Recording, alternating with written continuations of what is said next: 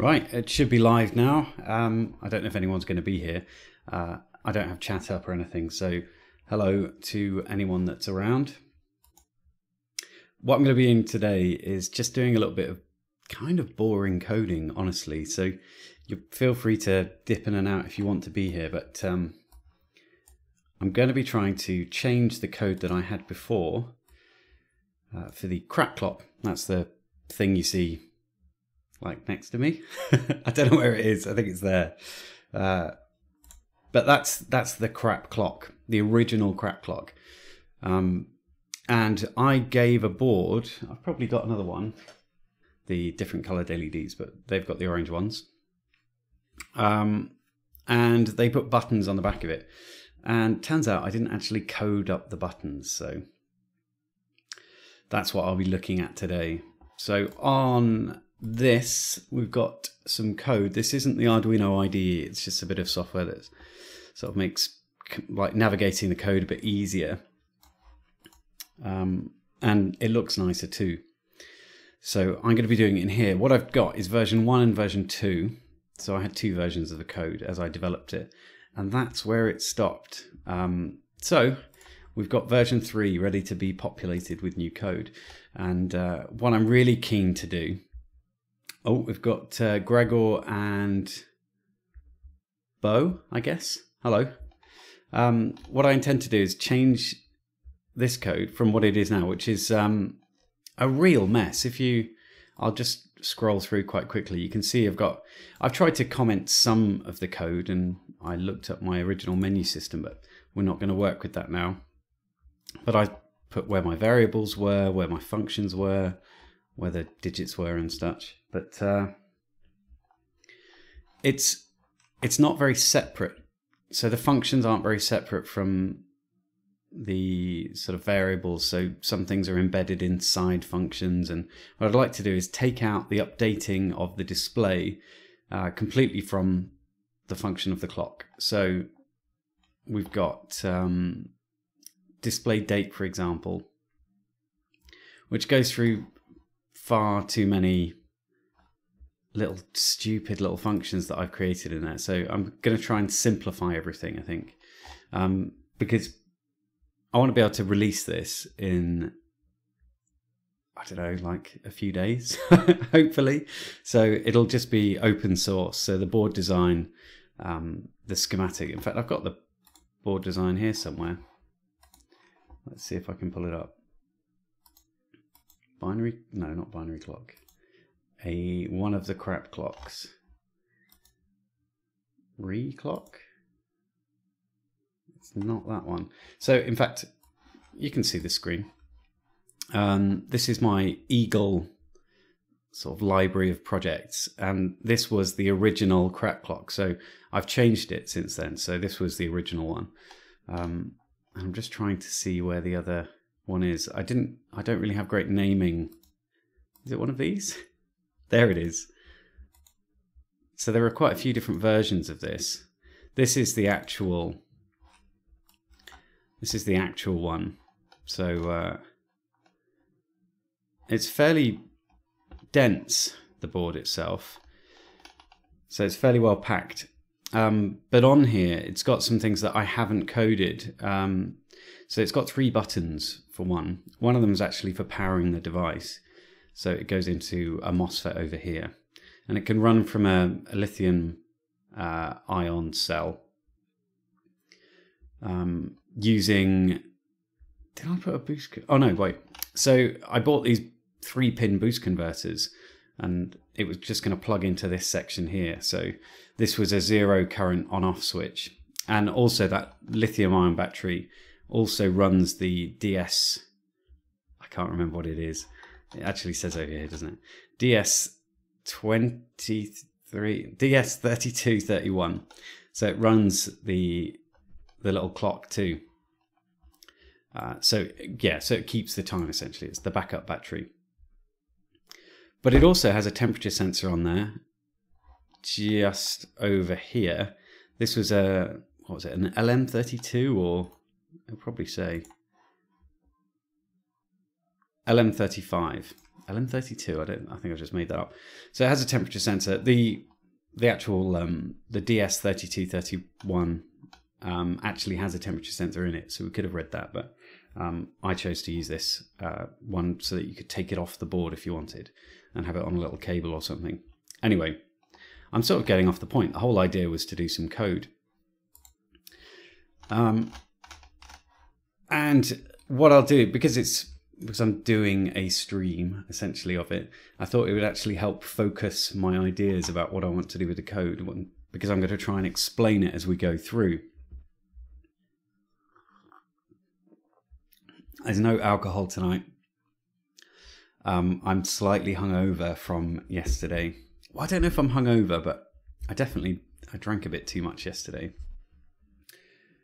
I'm having to, so there's a camera right in my face, and the chat is on the other side of this camera. Let me just move it so that I can read what the chat says. In fact, let's jump into, because I'm a little bit behind, I think. So, Sasha says, what's the software shown in the video? The chat's quite far behind, so I don't know which software you're looking at. This one, this code stuff here, this is Sublime Text. That's the piece of software. What's the name of the plastic in front of the clock? That is a bit of acrylic. So it's semi-transparent acrylic with kind of a dark cover. If it wasn't there, you wouldn't really be able to read the clock, I don't think, because it sort of washes out and blends in with the other ones. So, but once it's got it over there, you can read it properly. So that's why that's there. But in real life, you can read those LEDs as a clock, but for some reason on a camera, it just sort of washes out. It's basically the dynamic range of the camera is not high enough, and your eyes have a much higher dynamic range. I don't know how many people are here. Shall I go onto the watch page and I'll be able to see it, except it's going to make... There we go, me talking. So if I get started, so I'm using 3 libraries here, I think. I'm not including the stuff that's already included in so the Arduino IDE, but we've got the MDDS3231. It's a great library. It's really, really good. There are lots of different libraries you could use for this, but I found this one to be the most simple. Gives you the ability to sort of delve quite deeply into the library itself. We've also got TLC5940. That is a PWM shifter, essentially. So it's a 16-channel with 4,096 levels of grey, essentially, that you can address LEDs with. So it, do you know what? It's my mind is gone blank on what to call it. It basically alters the amount of current that can go through the LEDs. TLC5940. It is a 16-channel LED driver with dot correction grayscale PWM control. Yeah, that's basically what I said. It's a constant current sync thing anyway. Daniel's here, and Paul, and Torsten, and old Ludgate. Ludgate has arrived.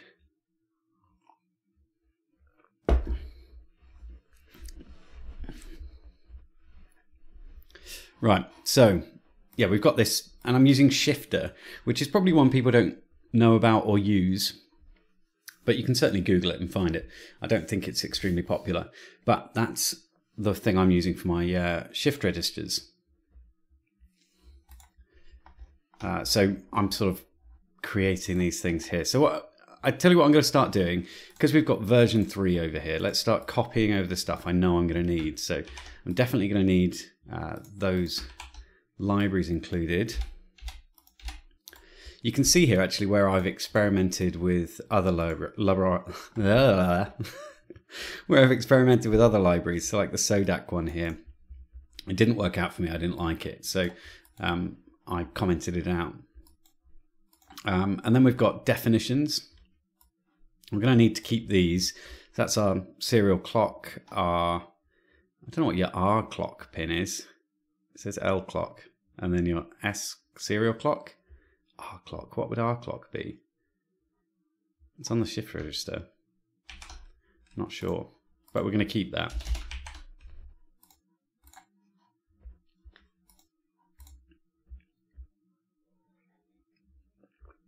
You're probably younger than me, Ludgate, I imagine. We've got Cider Master and hello, Chris. Chris is here. And Gary as well. So we'll copy those across because they're needed. Int mode, like this is, whenever I do, like code for me is just a mess, basically. It's always a mess. And so if ever you look at any of my code that I've put online, you'll find like little variables that probably aren't used anymore or don't need to be a variable at all, like int mode. First off, that probably doesn't need to be an int. It could be a Boolean, but I don't even know what that's used for. I cannot remember now. So we're going to leave it out and pretend that we don't need it. We've got other variables here. So this was the description that I gave my menu system, but actually I've only got 2 buttons that I can use because one's the on-off switch. So that menu system's pointless, so we'll leave that. We've got lots of variables here. We probably won't copy all of them across. We've got days of the week. That's quite important. Is it? I'm certainly not going to print those to the display, but we'll keep it. Row master. Now this was the way that I came up with controlling the display. So there are 16, is that rows? That's not even right. They're the columns, I think. Is that? Oh, hang on a minute. Where's the board? Right, here we go. I'm just going to count the columns. 1, 2, 3, 4, 5, 6, 7, 8, 9, 10, 11, 12, 13, 14, 15, 16. Okay, so there are 16 columns. So row master should be column master, but stuff that I created a long time ago. So, okay, yeah. Stephen, you are a little bit older than me. I'm 34. Almost 35, actually.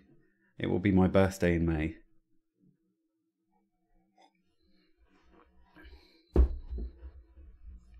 Chris is polishing shoes. That sounds like a very interesting task. I kind of wish I wasn't doing code, if I'm honest. I'd rather be out, but I don't know anyone who's going out tonight, so I'm in. Right, so we've got row master. We've got this silly days of the week thing that I don't think I need. We've got several intervals here. Like, how lazy is that? Oh, well. Lots of intervals for blink, for rotation, for dimmer. So a lot of this is me just experimenting with the functions of the display. So dimming the display, for example. So, in fact, I could probably... I'll upload it with a different bit of code for dimming. So the dimmer is set to 1000 at the moment, but if I set it to 4000, you should be able to see that that this display gets a lot brighter.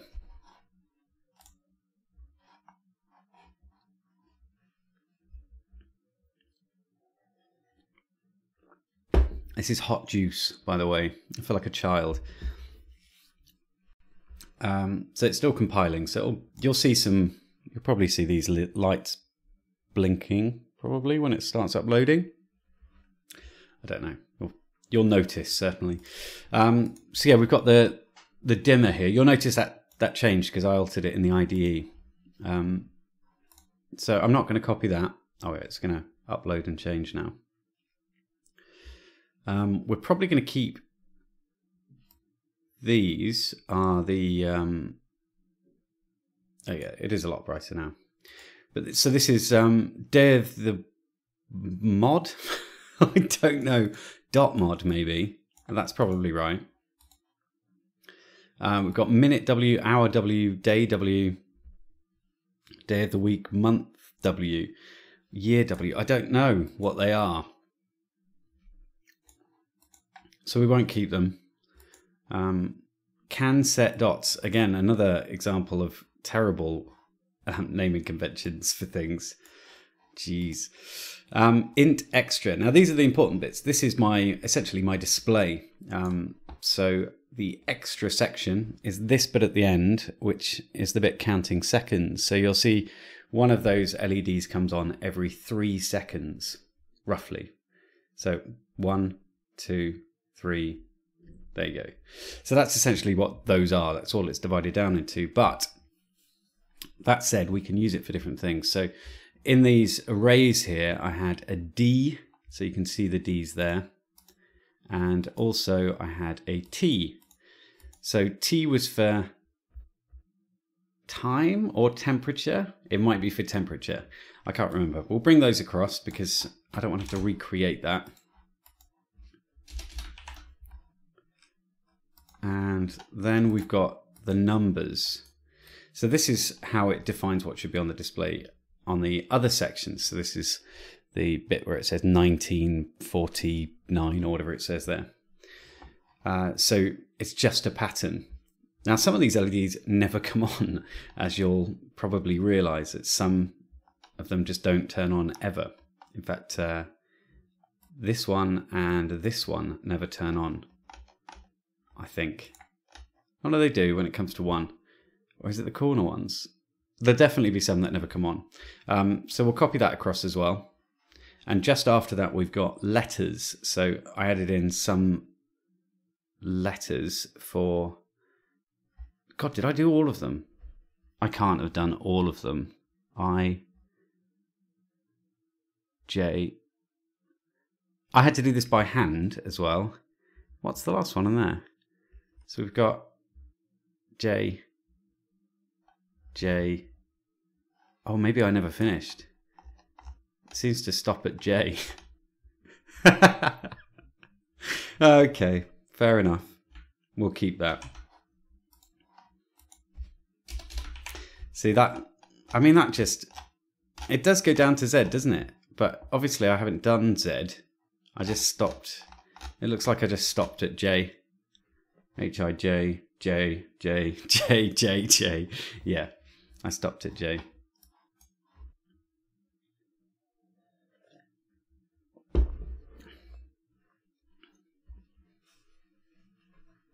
Ah, Chris is polishing shoes because of a celebration at work.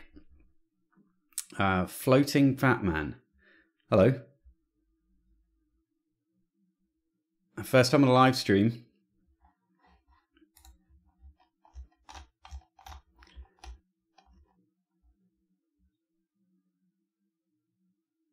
Chris H says T for when you're setting the time, D for when you're setting the date. That could absolutely be the case. Unfortunately, I started making this thing about a year ago, maybe even longer, so it's hard to remember now.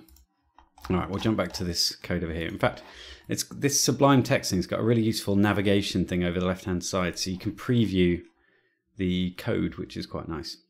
Anyway, so row check. What the devil is this? I don't know what row check does. Well, I can see what it does. So essentially the way this matrix works, if I bring up the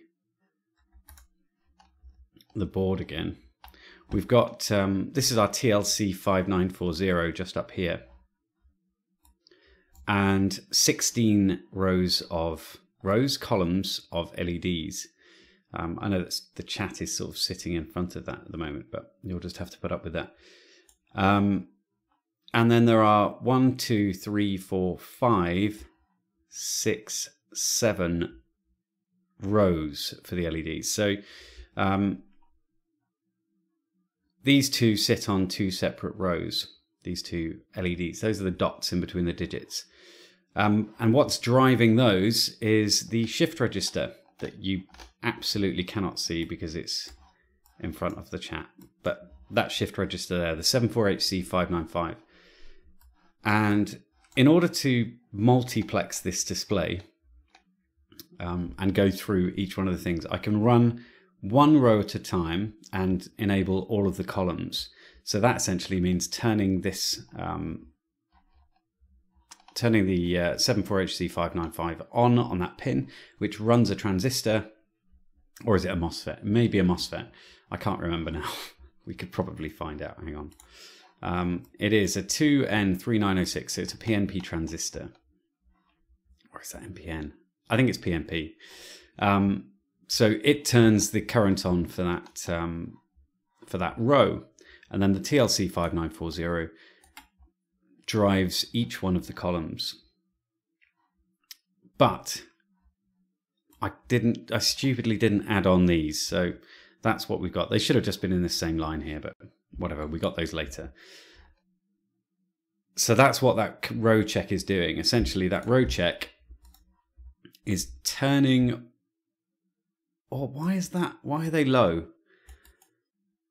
So if we're setting all of them high and then setting one of them low, so 5 and 6 are already low. Yeah, if I'm honest, I don't really know what that's doing exactly, but I think we'll copy it across and then deal with it later. We can also copy across clear data, which seems like a very simple one. So I'm going to want to make a section here called functions. Oops. Let's add another slash in there. And let's get rid of any commented stuff that we don't like. So our shifter is setting everything to high, so I assume that's turning it off. Is it? Let's get our schematic up and we can look. So this is our 74HC595. We've got those going to 74HC1, and that's got to be around here somewhere. Where are all my transistors? So 74HC1 goes into here and there. So 2N3906 through a 1K resistor. Okay. I'm just going to have to Google something. 2N3906.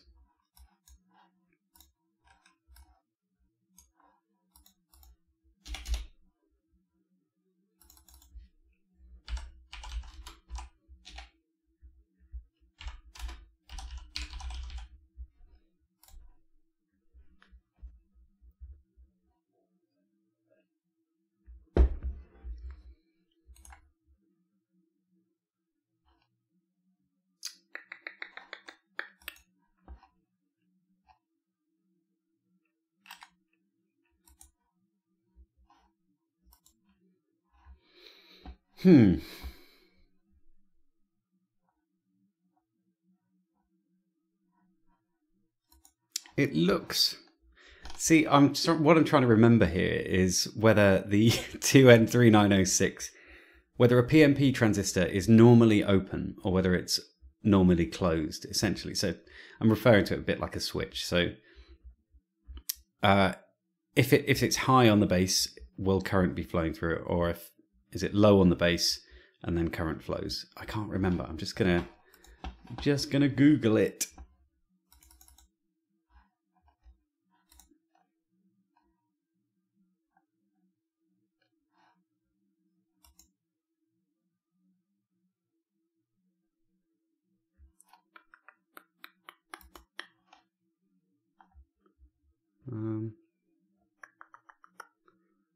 That's not 2N3906. Someone's probably told me already. But I think the answer is it is normally off. So, and you have to drive the base high in order to turn it on, which doesn't really explain that code for me very well. Unless I'm running it in, I'm not running it in columns. There's no way I would do that. I'm definitely running it per row, so it should be one row. I'll tell you what, we can figure it out. We can just run this code and set one to low and set everything on the TLC 5940 to sync current So we'll see what happens. Okay, let's get enough of the code in here just to run part of that display. So we don't need the clock. We just want the bit for the TLC 5940. So set TLC 5940. That's fine, we'll nick that.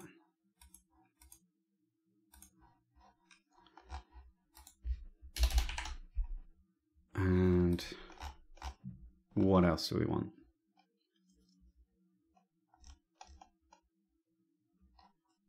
Update display. Let's keep that.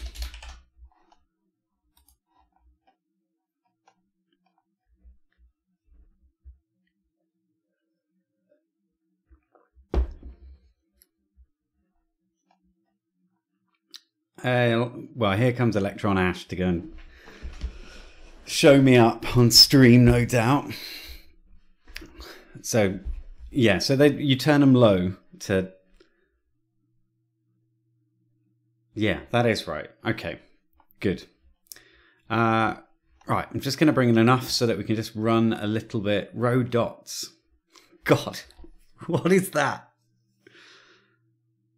Oh, right. I remember this. So you can see the clock has the little dots flashing, and I think it's a 1 second interval for those to flash, which seemed like a normal amount to do. I don't know. I'm just sort of leant back in my chair, so my camera's weird. So I had to create a whole function and several different methods in order to make that happen. So it's turning them on and off if it's on a certain row. On a certain row. So there you've got the 1 to 5, is it? Where did I put that board? 1, 2, 3, 4, 5. I'm just counting the rows. So 5 rows of normal LEDs. So the normal matrix on here. And then you've got 6 and 7. Those 2 rows are the 2 other LEDs that are on this board. So I put those on a different row, but that sort of makes it complicated when it comes to the coding, because it just creates an extra time delay before you're seeing the next row, which means everything sort of dims a bit or starts flickering. Setup. That's where we set up our TLC, so we'll keep that, and then we'll just edit it slightly. So setup. I don't need that. Or wire begin. So that's the TLC startup routine. Let's get rid of that thing about control. Wire can stay in. Set time pin. Set. I don't even know what that is. And yeah, we'll leave the serial in just in case we want to use it. Now, if I upload this, is it going to do anything? I don't think it will yet. We need to get a loop in there. So let's copy our loop and throw that in.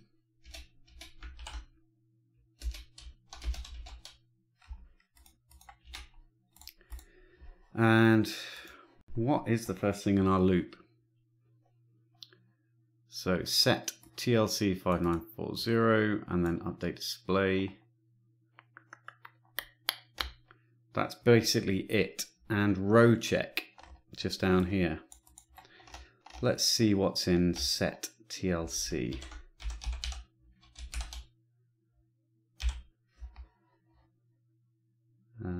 Find previous.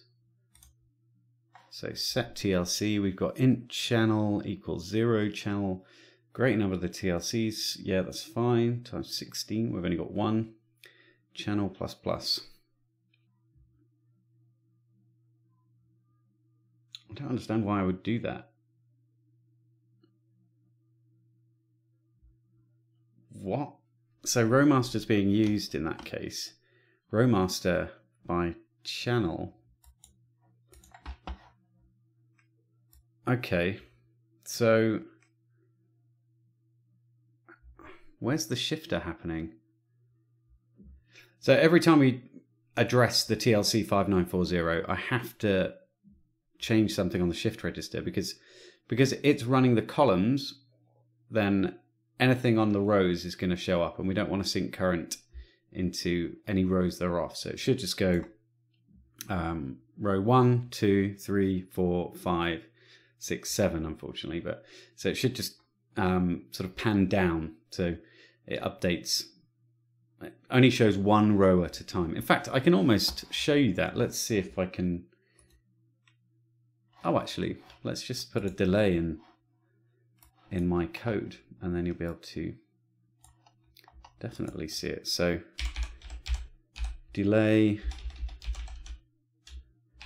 300 milliseconds. Let's see if that demos that a bit better.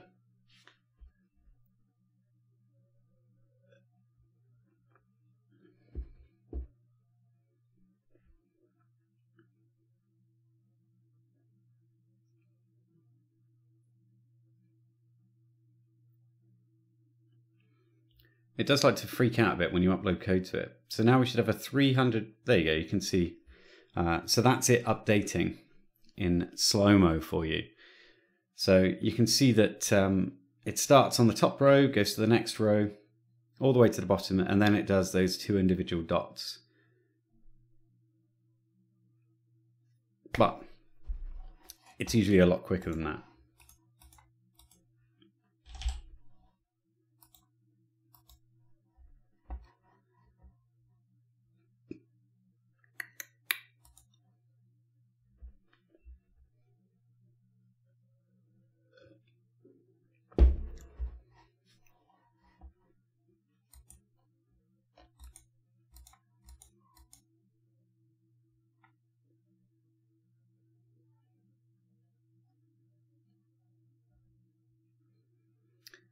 Right, so what do we have in version 3 over here? What did I want to keep? Not that.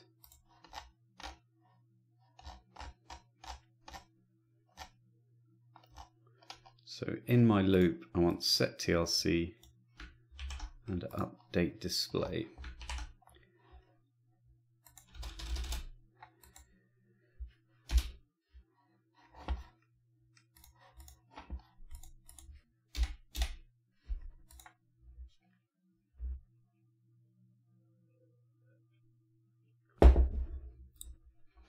Right, so we've got our setup running, that's fine. Row check we brought over for absolutely no reason. Set TLC is there, but we're going to cheat with set TLC. So channel 1 row master channel times dimmer. What the devil?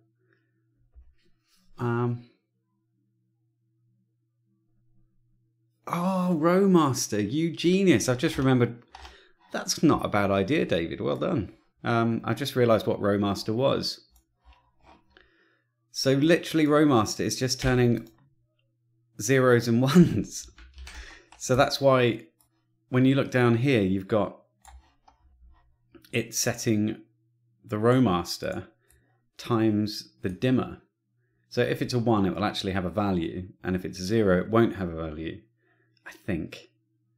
That sounds about right. Let's just change that anyway to 4000. So we set that. Our shifter.write we've got here for update display. And then a delay of microseconds. Don't remember why there's a delay. How are we doing our shifting? Oh, it's this, isn't it? That thing I said I didn't want to keep.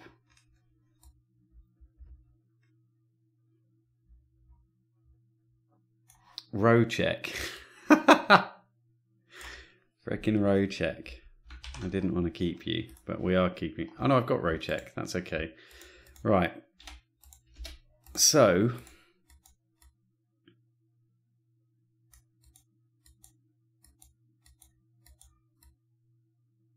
current row to low. Oh, I've just figured out why on the shifter, these have to be low. Because those, I don't think those last two LEDs, just here, 81 and 82, those are the dots. Oh, you can't see them, just there. 81 and 82. I don't think they're attached to a PNP transistor. That's the reason those have to be low and the other ones are high. Great. And then this one sets 1 to low. Aha. So you did do it for a reason, David. That's fine. So we want to row check. We'll be doing this inside the loop. So set TLC.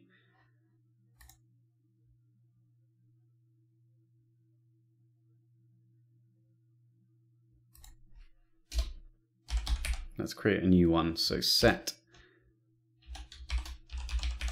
shifter. Oops.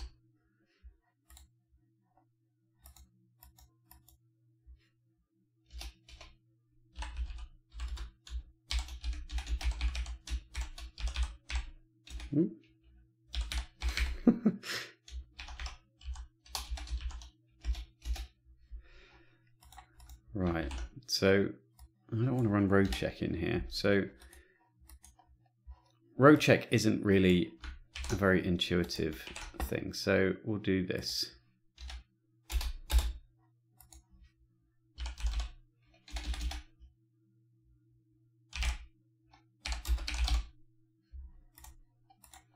So set shifter. Oh, I could have just renamed the other one, couldn't I? Never mind. Don't want to call it. In fact, that's what we're doing. How pointless. So set shifter, and we'll set that to be 2. Set TLC.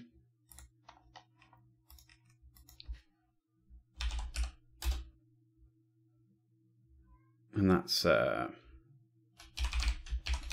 current column.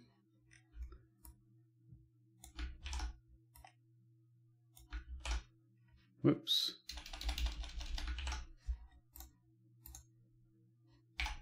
Column 1, and then update display. So we go through set TLC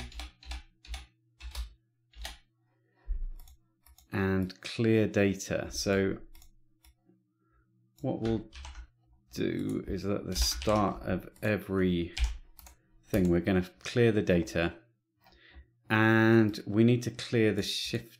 Do we need to clear the shift register? No, we don't have to do that. Okay.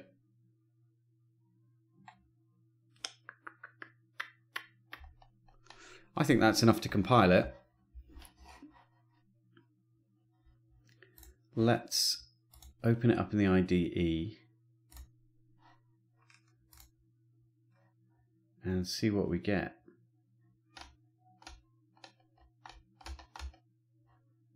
Uh-oh. Where did I save it?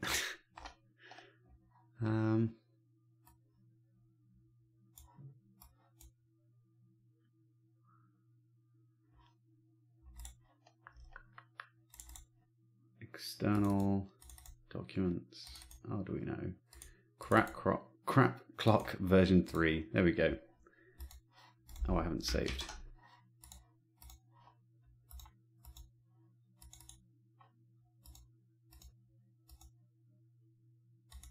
Right. It's going to compile and then upload, hopefully. Shifter was not declared. Ah, crumbs. Okay. Back to version 2 that I know works. Let's find out where I declared shifter. It's probably in here somewhere and I've just not copied it across.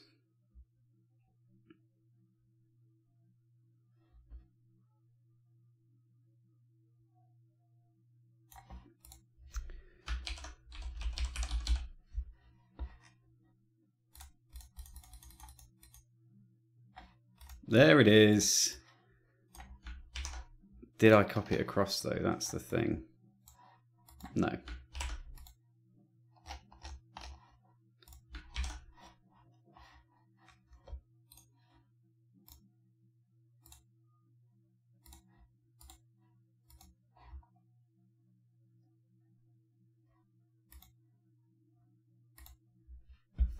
Right, so what's this going to do? I haven't really thought about what's going to happen to it. So it should set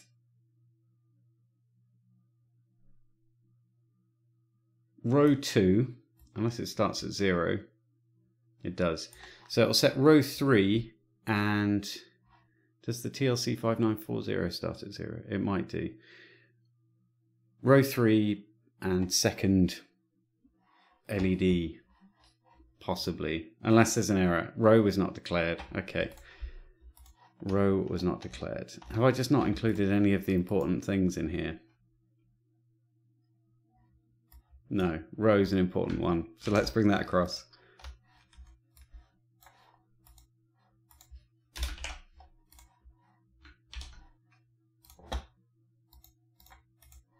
Let's just compile it again.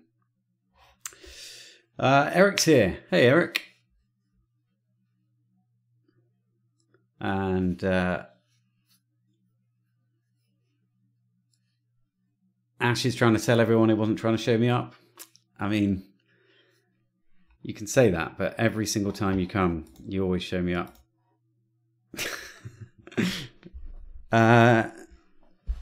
And people are talking about Sublime. Yeah, Sublime's really nice. It's got this, you can probably see the Arduino context menu up here. And so you can actually upload from here, but my version doesn't work, so I can't do that. But I can use the IDE as just locked, so it's an external editor changes that code. Why is that having a problem uploading? That's a sync error. Arduino as ISP.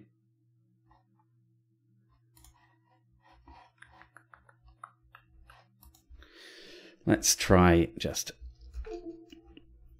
cycling the power on that.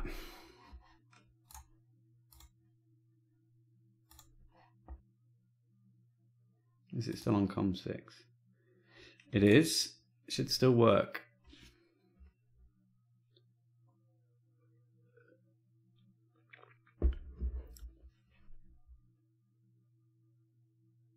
Right, something. Oh, there we go. So we have got one on. Which one is it? It is. That's on the first row. Oh, no, that's the first row. Is that what I put it down as?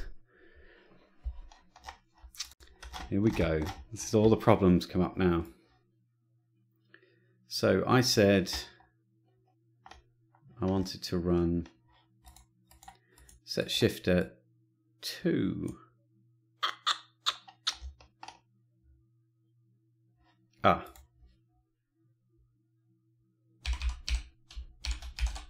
That's why. Let's try that again. Oops. Wrong button.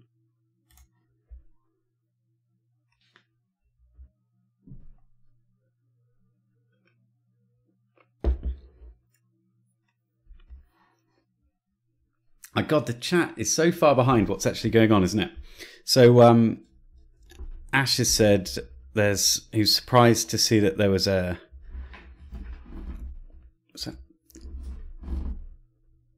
surprised that there was a sort of an Arduino plugin. But yeah, there is. There's a, what is it called in these thingies? Package. It's the package. So it's actually called Steno, the package that you want. So you can jump in there and pick one of those up. Although, why is that? Oh, right, it's not even there. Yeah, so if you do a Google search for Steno, I don't know how heavily it's being supported anymore, but it's certainly around.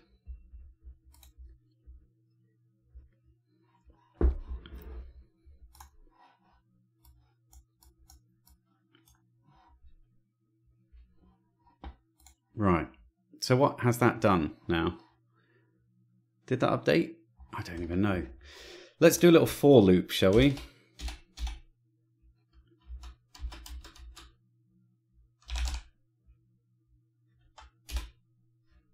Oh, look at that. It's beautiful, isn't it, when it does that for you?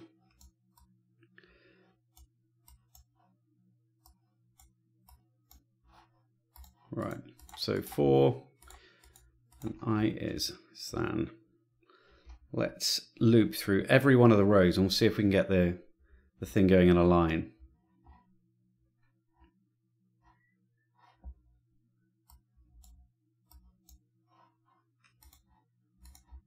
So we're going to go for, how many rows did I say there were? So we've got 7, I think. Is that going to go to 8? No, it won't. So we want to do set shifter to I, and that can be that one. We'll just put everything inside the loop actually, and then add a delay.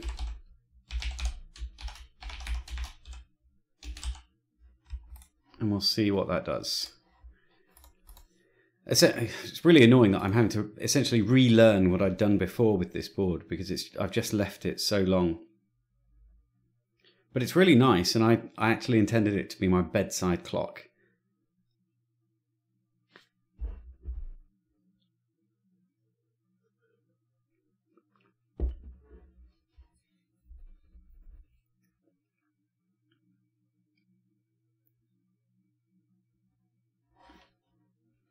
I'm going to test this, the chat delay. So how do I get a clock up on here? Okay, that'll do. Oh, it goes away. Ah, never mind. Okay. Right,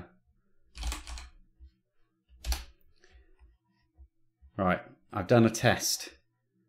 So I'll see how long it takes. It's currently been 3 seconds since I pressed the button.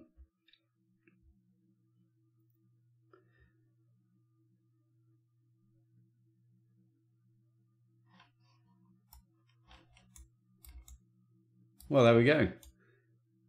Okay.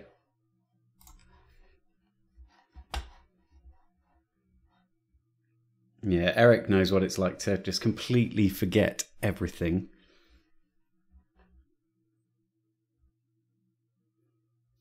So why isn't this working now? Did we upload that?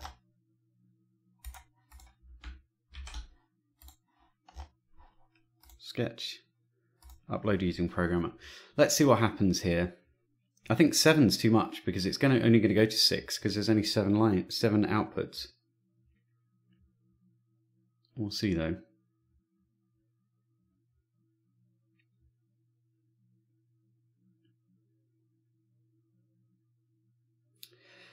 So it's doing that. It is doing it. 1, 2, 3, 4, 5, 6. So I think it should be. I think it should just be. Oh, I can't edit there. Should just be 6 because 0 to 6 is 7, isn't it?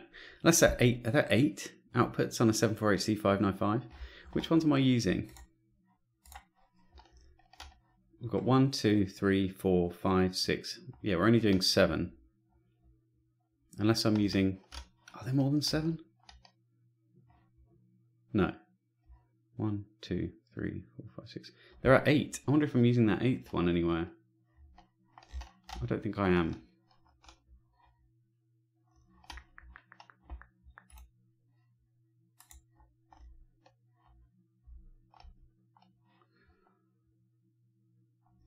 No, it should be highlighted now if I was using it, so I can't see it anywhere.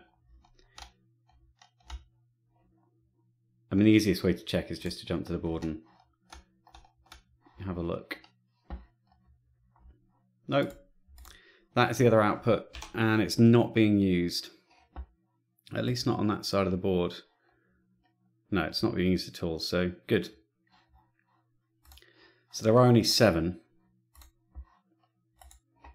So 0 to, if it's less than 6, so 5 and 6, that gives us a 7. Okay. But on anything but row, on columns, which column does the have? do we have these extra LEDs on? It's on the last column, so that's column 16. So if I throw column 16 into our code, where's the code thing gone? Oh, there we go. So we want 16. Actually, it's going to be 15, isn't it? Because it's got a 0. Let's upload that. So now we should get the dots included in our waterfall of LED things.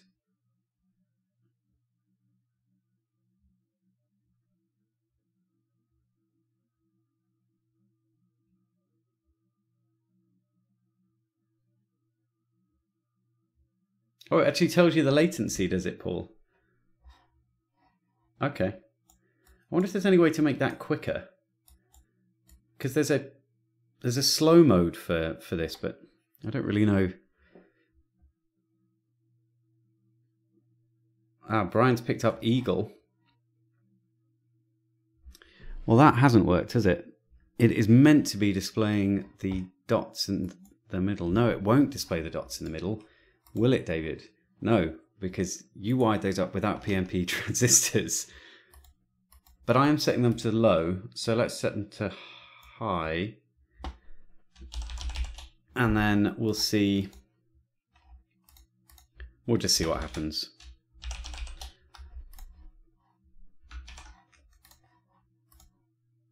It probably will go a bit strange.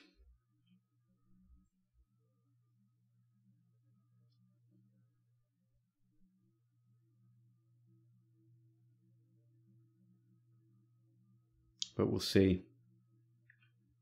I've been playing about with a new compressor for this microphone, so you'll have to let me know how that sounds. Ah, you can see on there we've got those two LEDs. Why are they just... What's going on with them?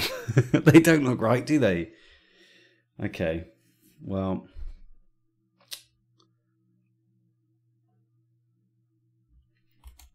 I'm not... Shall I leave those?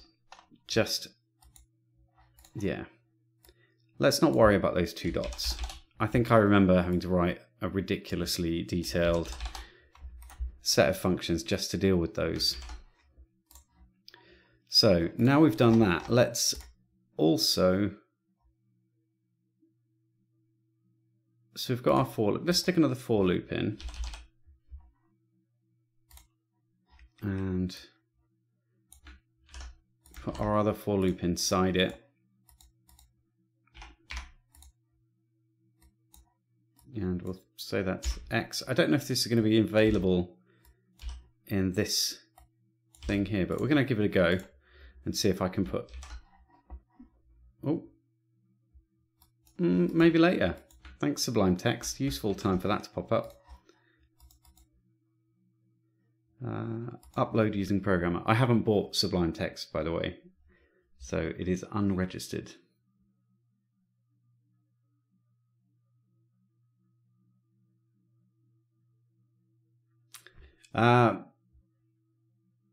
Paul is asking, didn't Altium buy Eagle? Yeah, I think they did. No, not Altium. It was Autodesk. Is that right? Yeah, Autodesk, I think. Let's see. Yeah, Autodesk Eagle. So there is a free version, I think. I'm using a paid-for version.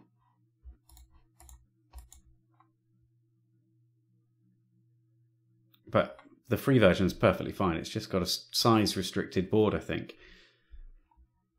So what have we got now on the display? So it should be jumping across each one of the LEDs. Let's speed that up some, shall we? That is taking a while. Let's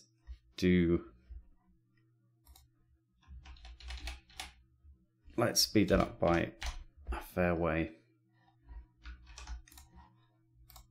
So what I'm trying to do here is just go down each one of the columns and then go through every one of... So go down each one of the rows, one column at a time. Because what I'd like to do is create an easy way of updating this display and separate it from the function of the clock. So at the moment, in this code here that currently works on the clock, I've got things like get time, like setting the variables for the time, all sort of pretty much embedded with updating the display, and I'd like to separate it out so that it's a little bit easier to understand. So that's now a bit too fast. I want to make sure all of those LEDs are lighting up and there are no issues. Let's try 50 milliseconds.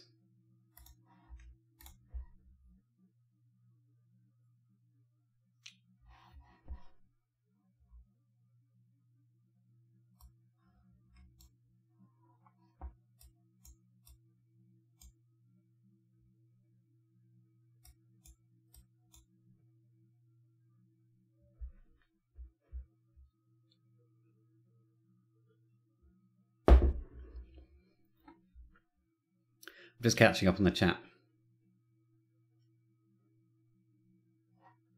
Yeah, Brian's right. 80 centimeters squared restriction, 2 layers. I mean, that pretty much covers what most people use it for. And you can always jump over to something like KiCad if you've got a special project. So I'm just going to check that it's lighting all of those LEDs up. No, it's missing out the end row, so that means I need to change this. So if it's less than 15, so it's not putting in, does that make sense? I'm fairly sure it's a 16 channel.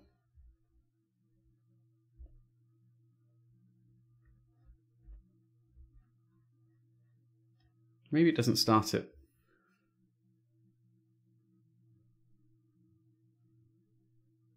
maybe it doesn't start at 0.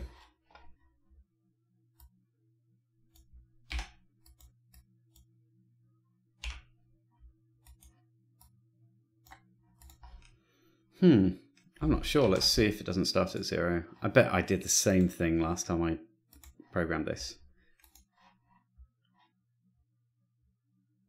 Peter says, pink beer, question mark? No, it is not beer. It's just juice, squash. Because I'm trying not to drink too much because I had a lot to drink yesterday. Unfortunately. So are we getting the end row now? We are getting the end row now. Good. So it is. So it's doing 1 to 16. So while it's less than 16, it's going to add on. So it'll get to 16, which is what I wanted it to do. So set shifter. Let's go up here.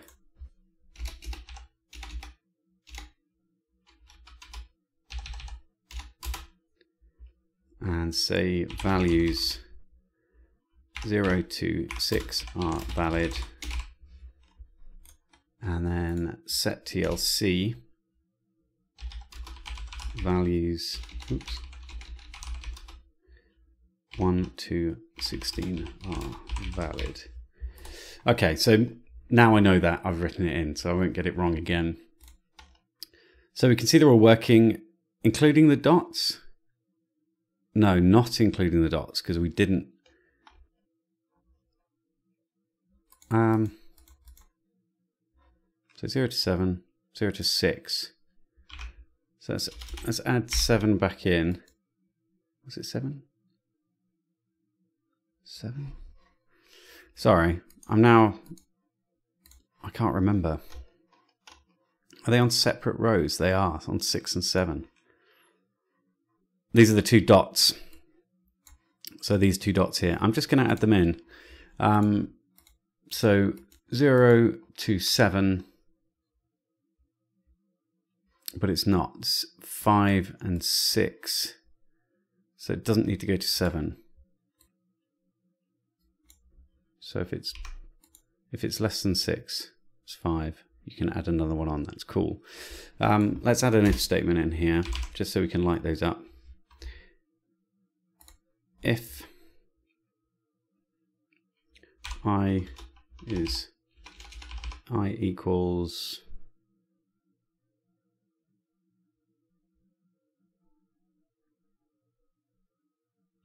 Do I want to do that?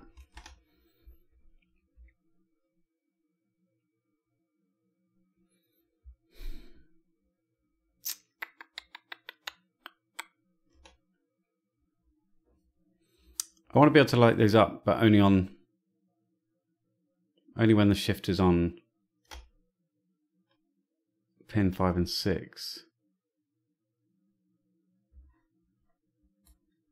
So if I is greater, it's greater than, is it 5, 4?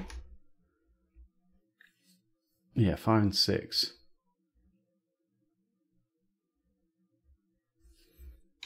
It's greater than 4.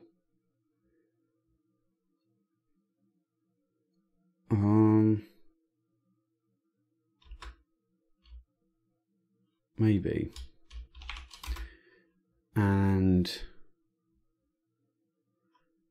x equals 16. Yeah?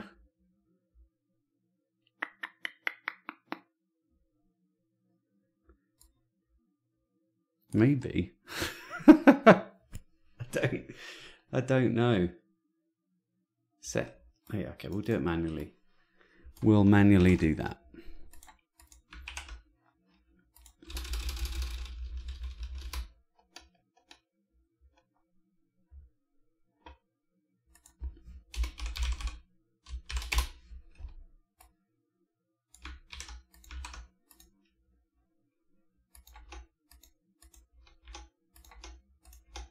Sorry, I've sort of ignored chat for a bit. Chris is using Eagle on a student license, although I technically am a student. Okay, I'm also using it on an education license. I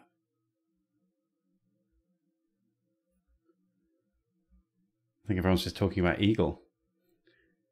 Are the first row not working? Ugh. Why is that now? It can't be 0 to 16 though, can it? 0 to, oh, let's just, and x is less than 16, so it's only going to go to 15. If that makes some more work, I'm going to be very surprised. So that might mean the last row is work. Yeah, I've just shifted it over, haven't I? So we want update display, shifter.right, TLC. Okay, so let's copy that, put that in here. We'll include clear data. What does clear data do? TLC clear. It doesn't do a shift register clear though, and it should. So let's do that. No, it doesn't need to do that. That just adds too many extra steps. So let's leave that as it is. So, okay, that might work. Emphasis on the might. So let's see what happens.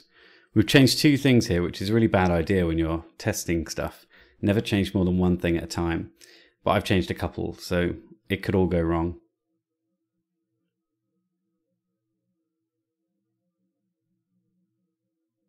Okay. That looks like it's at least going through all of the LEDs apart from the blooming digits in the middle. They're still not displaying. I can't rename it. It's always going to be crap clock. In fact, I have one more of these left, one of the original things. So once the code is sorted, I think for like as a bit of a ceremonial thing, I think I'll give one of these away. I don't know if I've got components for it anymore, so it might just be someone gets the bare PCB. I might have an ATmega 32 8P. 32 8P. Who says it like that? What I meant was ATmega 328P dash AU, I think it is, which is the small form factor. So I'll check one of those out. I mean, I'll be sad to see it go, the final board, but it'd be nice for someone else to have one. Of course, the design files will be going out as well, so anyone can get their own printed if they want to. So this doesn't work. Oh, I see why. Hi. Hi. Idiot. Okay, so clear data, update display. That's why it didn't work, because I didn't change that to high. I mean, it might be the reason it didn't work, but it might not actually be. There are plenty of reasons why it wouldn't be working.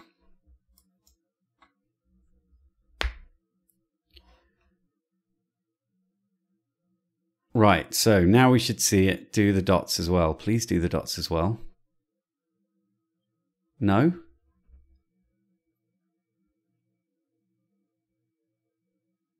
No. Okay.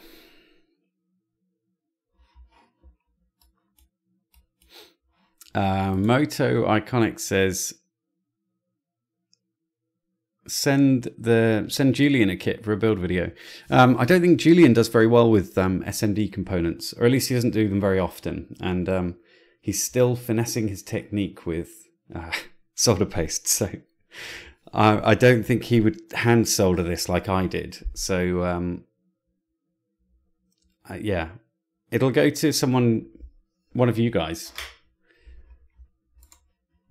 So we've got the dots on pin 5 and 6. So if I is greater than 4 and X equals, is it 3 equals signs? It might be.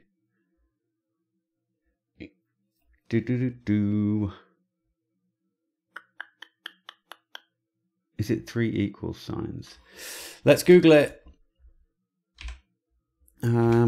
C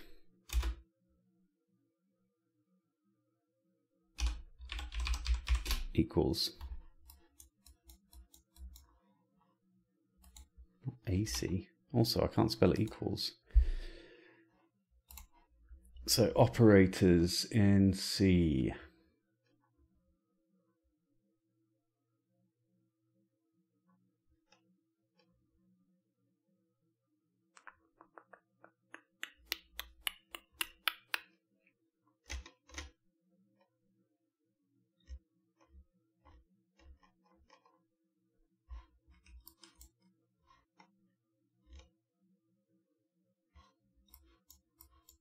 No, it's just a double, isn't it?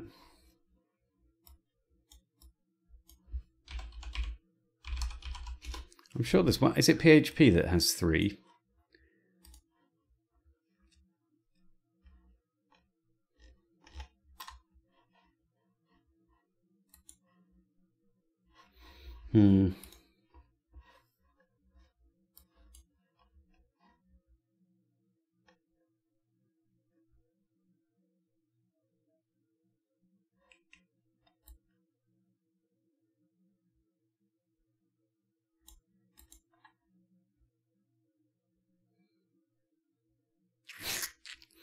Chris is calling me out on the SMD challenge. I think I'm just probably going to have to do that, aren't I, at some point? Right, so clear data, set pins 5 and 6 to high, set shifter.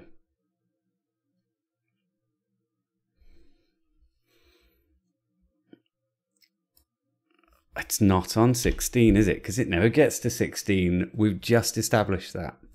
So that's the reason. Okay. Yet another problem. Upload using programmer. All I'm doing is making sure that I can light every one of these LEDs programmatically, and then we'll go and look at a function that will be able to do it for us in a very efficient way, hopefully, because it took me a long time to get this code down to sort of a fast executable, essentially. We're looking for dots now. No, didn't see any dots there. Oh no, wait, I did. Hang on a minute. Wait for it. There's going to be a flash. You see them go?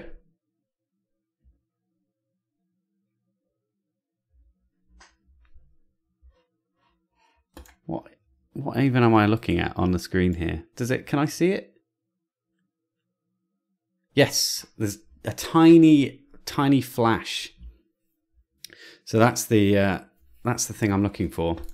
So we can programmatically light all of these fairly simply, so that's good. Now we need to figure out how we're going to do this in a single function. Do we want to do it by digits, or do we want to treat the whole display as a matrix?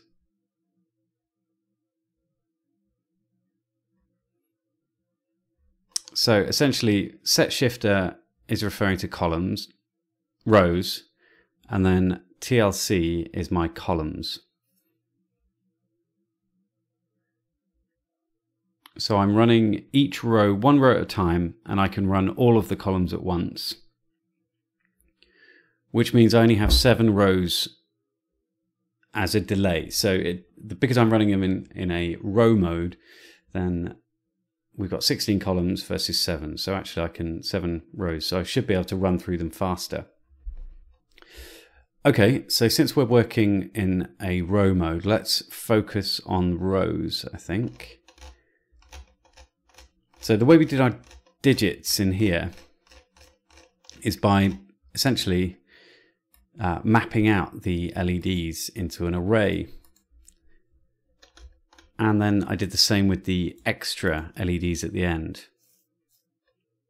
And so row master is a build-up of each one of these read out. So if I know that my first number is a 1, then I read those numbers there into my row master. So this is the data for one single row. So that will be 0, 1, 0. And if the next one is a 2, it would be 1, 1, 1. And then if the next one's a 0, all zeros. And then we've got one more digit, and then we've got the extra, the other 4 ones at the end. So then we write that into the row master, ping that off to the display, and then read the next array down, or the next, these nested arrays, what are they called? Multi-dimensional arrays are a pain to work with. If you have to set these up, you're basically guessing at these numbers here. If you don't have to guess at them, then you're a cleverer person than me, because I was like, I don't understand. Why is that 3 when there's only 3 things here? Surely that's 2. But no, it's just stupid. I don't know. There's now a misery edition of the SMD challenge with 01005 resistors. I've never even heard of such a thing.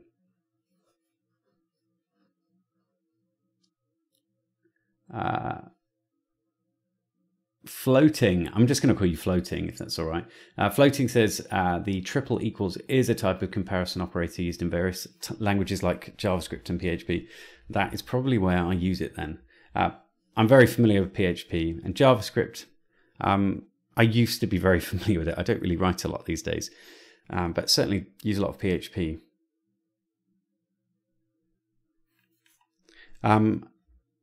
These are, just incidentally, since we're here, these are in fact I can put it down here.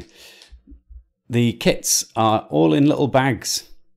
So this is number 3 out of 22. So 22 kits. They're now in little bags. I've got to put them in envelopes, and then they're basically ready to go. There's going to be no instructions per se, but there is going to be a schematic included and a sort of a board layout, so you get an understanding of where the parts go on the board, and a short introduction. So they'll be going out soon. I think there's someone special I want to send one to. Well, there are 2 people actually. Master Brown is going to get one because I think he came up with the idea for the kit, so that's what's going to happen there. And also a YouTuber as well is going to get one. So I'll figure out how I can send it to them, but I won't tell you who it is because you may never see it, because it might be one of those things that sits on a shelf for a long time or something. Anyway, let's jump back to this, shall we?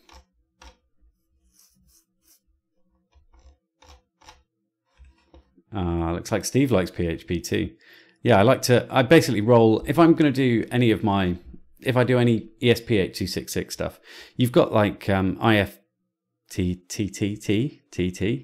whatever, if this, then that, and you've got a Spark Fun header thing, and I prefer to roll my own sort of interfaces for my ESP8266 and run it on my own server, so that I'm the only one that can shut that down. So I just have a web host. So I wrote loads of PHP. I wrote a little football website. So I play football on a Monday night, and I organise the game. So I wrote a website for us so they can all say that they can play, and then it adds us onto the thing. And don't tell them, but they've also got stats attached to them, because if every one of the players has got a database entry, they've got stats assigned to them, and so it automatically picks the teams for us, which is quite nice. And it sort of works, but they don't know that they will have stats attached to them, because they'll wonder who wrote those stats about them. And it was me. Anyway, so we've got that. So that's our, so essentially, yeah, I was talking about how this works, how it's going to work. So we're writing one row at a time. And that seems like the most efficient approach to do this, rather than writing or creating one LED on at a time. We want to do it in rows. So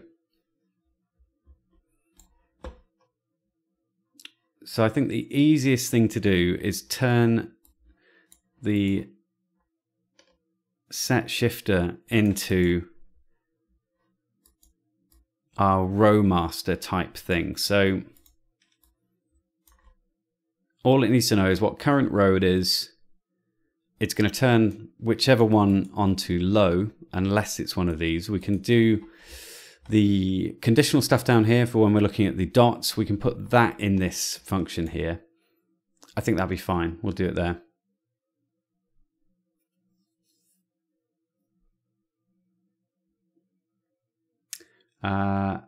Chris Cochran says Dave Jones then. No, not Dave Jones. I don't think you'd worry about a little binary clock thing, so it's not going to him, it's going to someone else.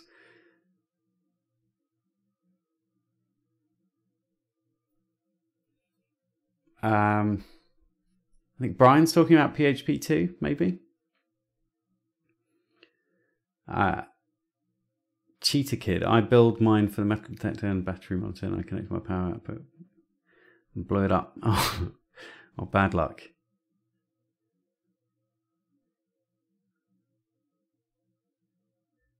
There's a Twitter drama this week relating to an EEV vid. I wonder why. I haven't watched any for a little while.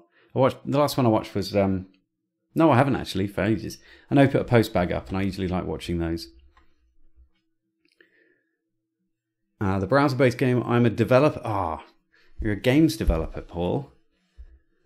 I would love to be able to make games. I started designing a game. What was it in? Like Microsoft Game Studio or something like that. I wanted to use the Xbox 360 controller.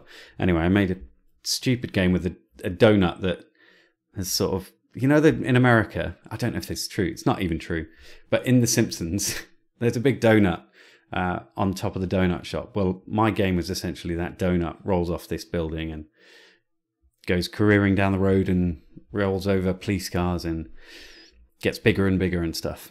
It was rubbish. It didn't really work. All I got was a circle rolling along at the ground, and that was it. I had big hopes for it. So yeah, we're going to use set shifter, I think. And we're going to turn this into our row master type thing. So we'll leave it called set shifter at the moment, but we'll say this function sets all properties for the rows. So I want one function to do all that.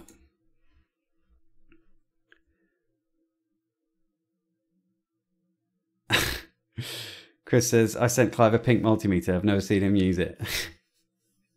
I love it.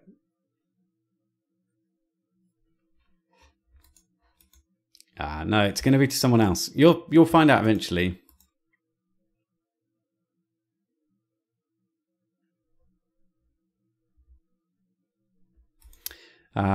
So what do we need to do with our rows? So we've got, can I collapse these? Yes, I can. That's going to make this a lot easier. Good. So we've got row master. 1, 2, 3, 4, 5, 6, 7, 8, 9, 10, 11, 12, 13, 14, 15, 16. That's not right. There shouldn't be that many. 1, 2, 3, 4, 5, 6, 7, 8, 9. I remember why there are 16. No, I remember why there are 17, because this first one never gets used. It never gets called. Because, if you recall, the TLC 5940 library only accepts... What? No, maybe it doesn't. I don't know. Oh, damn it. I thought it only accepted 1 and doesn't accept a 0.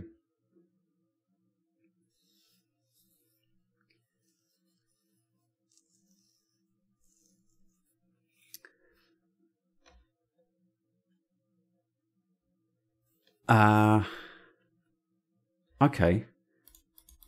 Well, let's leave it at that. Actually, we'll just put them all as 1 because we want to turn them all on anyway. What am I doing? I want to programmatically do that, really. So, so we're going to get the current row.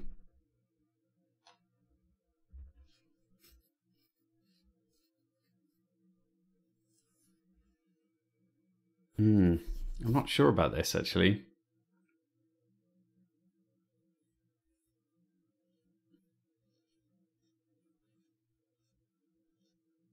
Whether we actually put the stuff for the rows in there. I think we're going to put it in the TLC 5940 actually, because that's doing the columns and this is just doing the rows. And our row master is actually instructions for the columns, but based on a row, I think.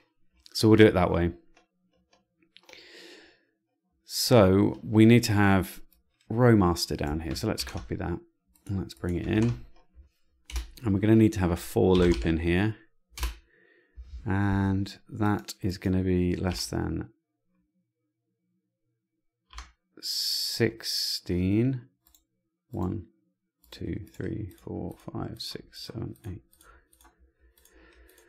13, 14, 15. Yeah. So goes up to 15 only.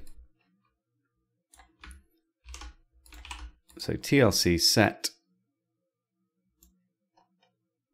not current column. We don't need current column. So setting our TLC doesn't, actually we don't even need this in the function. However, we're going to do it. So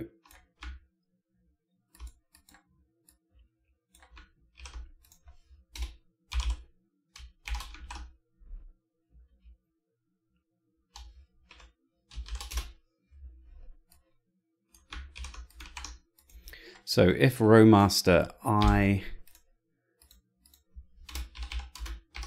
equals 1, and then I is on for dimmed value. I mean, we can set them all individually. Do we want to do that? All right, let's do that.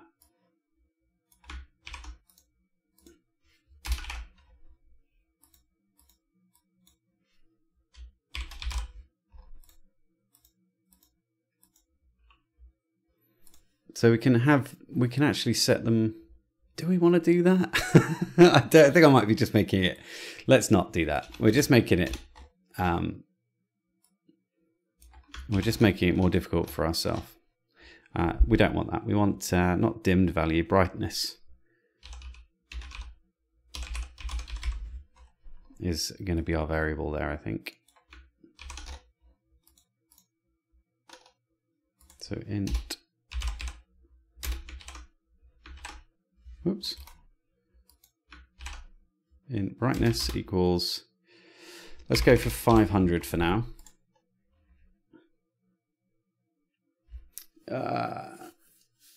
What's going on in the chat? Let me have a little look.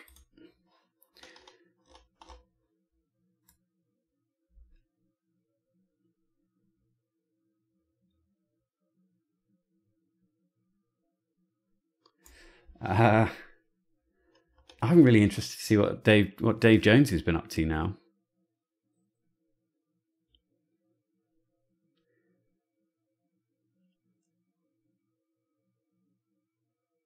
To be fair, Dave was being slightly dismissive of a fan, but in his own mildly trolling way. Yeah, he can be quite rude, but he's a nice chap.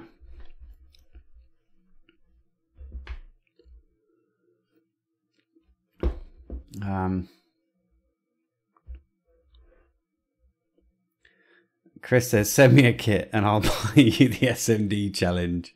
No more excuses.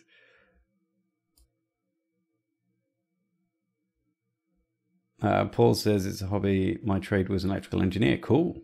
I used to work for a company that did work for the MOD.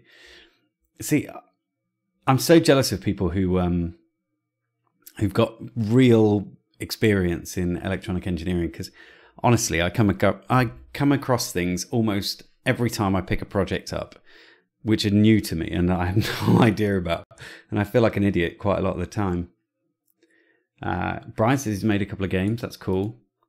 I still don't know whether I want to actually make one or whether I just like the idea of doing the doodles for it. Speaking of doodles,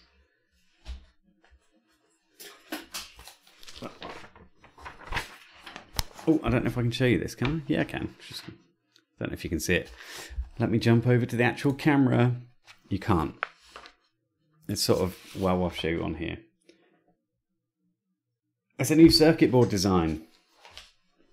So I'm actually taking the crap critters seriously now. So I've got a robot, a cricket, and this one is the crap critters Firefly version 1. So all using an AT-Tiny 85, because I have some left over from another project, like 10, I think. So I've got quite a few. I've gotten distracted.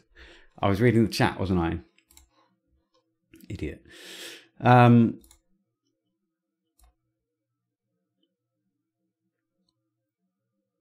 people...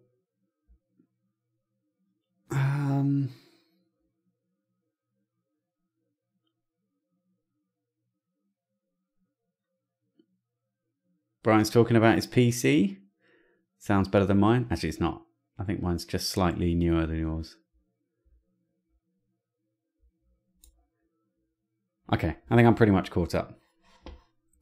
So yeah, we're going to be using a brightness value of 500. Essentially, what I want to do is be able to put this into an easier function. So we've got set TLC. This is going to run through that entire row master, which is up here, which is going to be set. So that's our row master. So to set the TLC, set the shifter. That's cool. We can do that. Now, update display. So update display should run normally. That's right. Don't know why we've got a delay in there. That might not be necessary.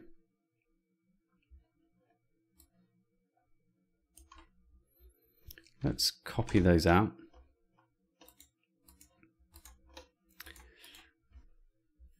Oh, I know what you mean, Brian. I've been looking, mine's my computer. So for any of you out there who are a bit of a nerd about computers, I kind of am, the hardware side at least. So I've got an i5-3570K, and it's a good CPU. I can still overclock it if I want to. I bought a new cooler for it. I think I did a stupid video about that. It's absolutely pointless. But I bought a new cooler for it because it was getting fairly hot in the summer in this room. So it needed a new cooler to keep it a little bit closer to under roasting temperature. But I did think, oh, I can overclock it. But actually, I've sort of decided that I want a new processor now. So I'm going to have to build my PC again. I don't know whether I'm going to keep it in the same box this time either, which I've had for like 15 years, I think. So, so current row equals low. That's fine.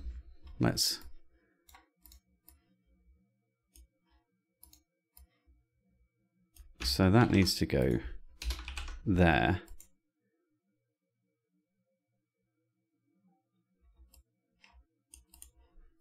I want to, yeah, so if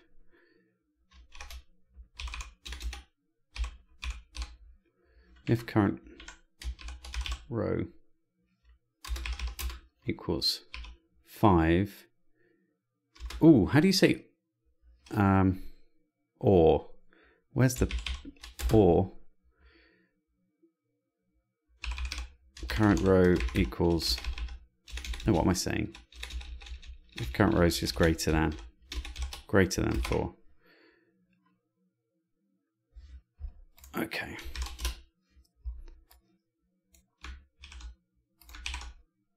Then they go to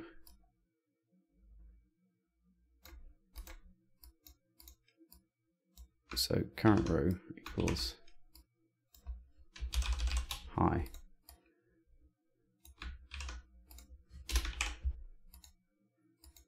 And then we want to put that one back in actually, don't we? So 5 and 6 want to be low, but if it is on that one, we want it to set it to high.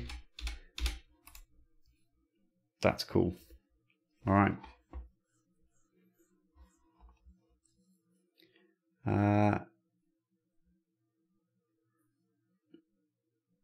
God, you guys have got actual education around this, around electronics. I'm impressed. Well, it really helps me out. That's why you guys are really great in the chat at helping me out. Electron Ash has also got the same CPU as me.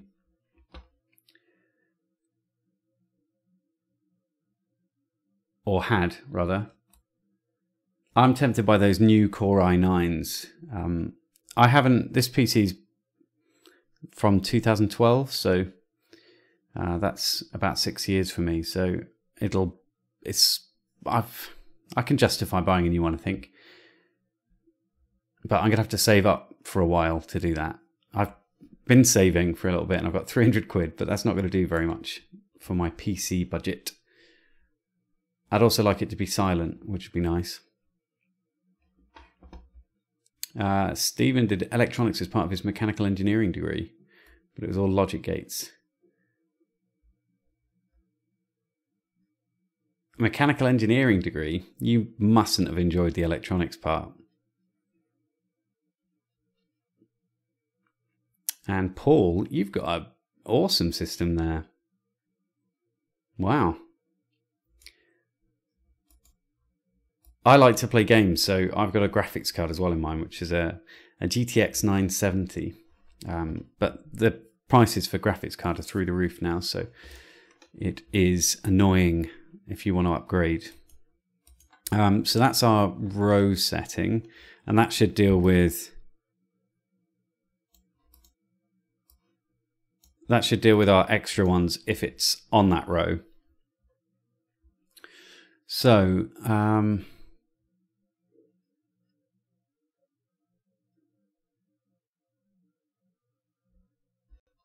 oh, hang on, we don't. What are we doing? Ooh.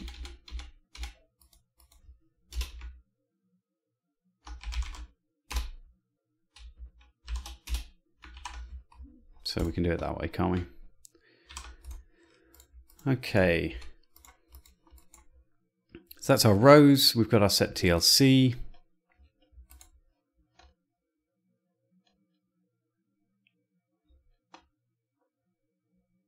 So set TLC actually can go within update display, because that doesn't accept any variables and we only need to run it once. So I'd rather run it inside another function that's going to get called anyway. So that's fine. And it's also, it works for 0 to 15. So I was wrong there.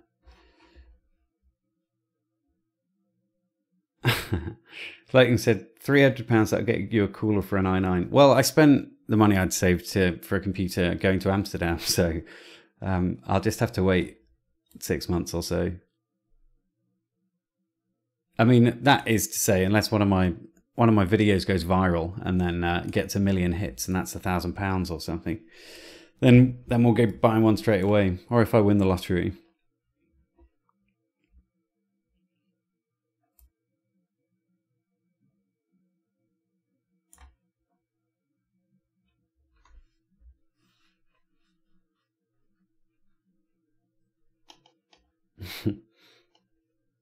Water cooled? Bloomin' heck, Paul.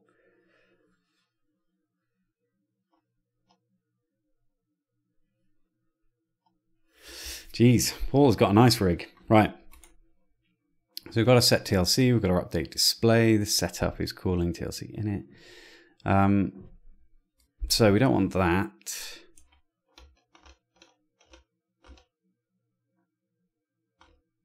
Okay, we can get rid of that and that. Set shifter is just doing the current row. That's cool.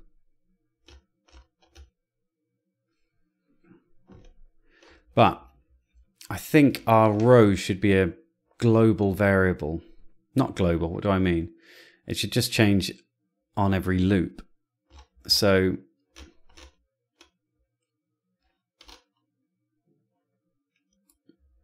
let's take it out. We don't need it. And we'll pop it up here, which is probably why row exists, actually. We don't need that. So int current row equals 0 to start off with. And then at the end of every loop, we can do, actually, at the end of every update display, we can say current row plus plus. Oh wait, no, because what if it goes above? It can't go above. Oh, we're gonna have to have a row. Oh god, that's not white. Am I just redoing this? There should be a, is there a function to check the row? No. Did I already write something for this? I must have done.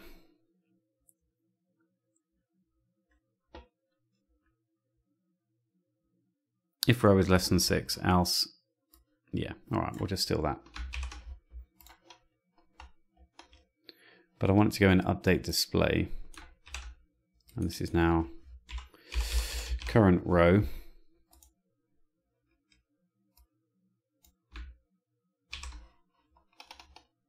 Am I missing out? Let's see.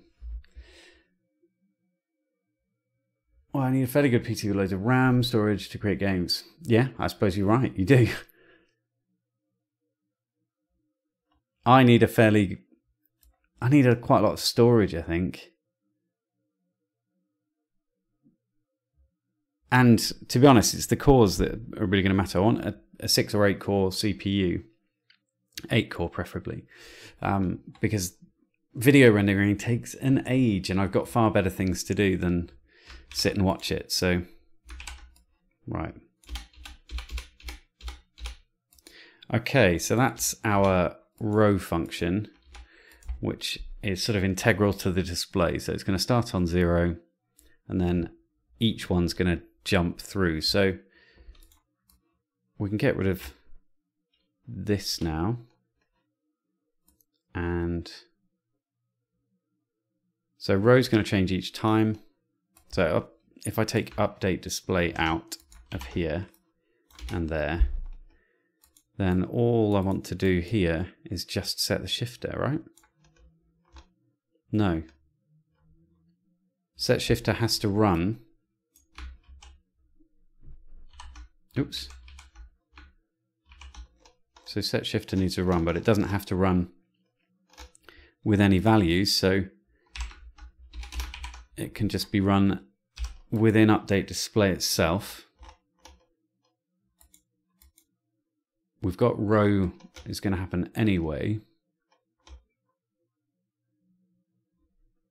Set TLC is going to run off our row master.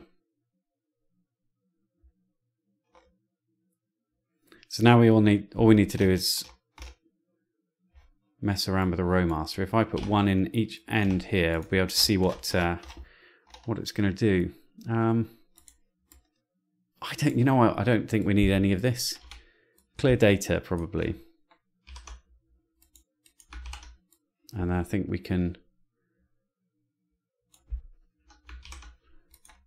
That should work. Okay, maybe. Paul says he's overclocked it. 5.5 gigahertz. You know, when I was a kid, it was my computer was a 4X. Well, actually, we had a lot of old computers. So our first computer was a Commodore VIC-20, I think, and then we got a Commodore 64. My dad then went on to get a Amstrad PCW8256. I remember it very well, and that had like a green screen on it. I think my granddad gave that to him. And then we got a Commodore PC, I think, which ran Duke Nukem. My God, that was a good game. And then our first computer with an actual megahertz value shown on it was a 486. Was it DX2? I can't remember. The turbo button on the front threw it up to 66 megahertz from 33. It was incredible. So 5.5 gigahertz sounds crazy. I don't know what mine runs at. I don't know how to overclock, which is why I haven't done it. I think it sounds a bit dangerous. All right, we're missing row here. Is there a match case thing on here? Case sensitive, yeah.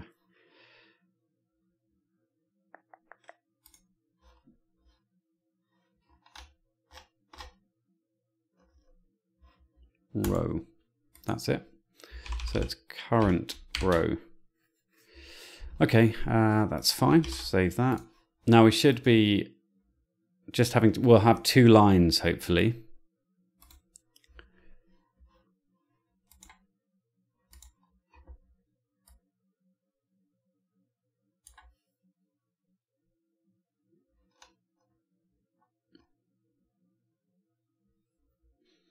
Paul's first computer was an 80286. I remember 286.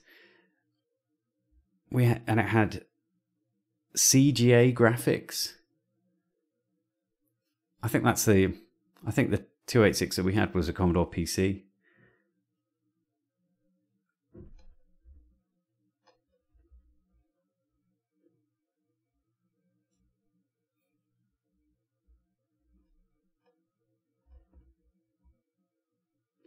A ZX80 here, just a DIY kit, a bag full of components and a PCB.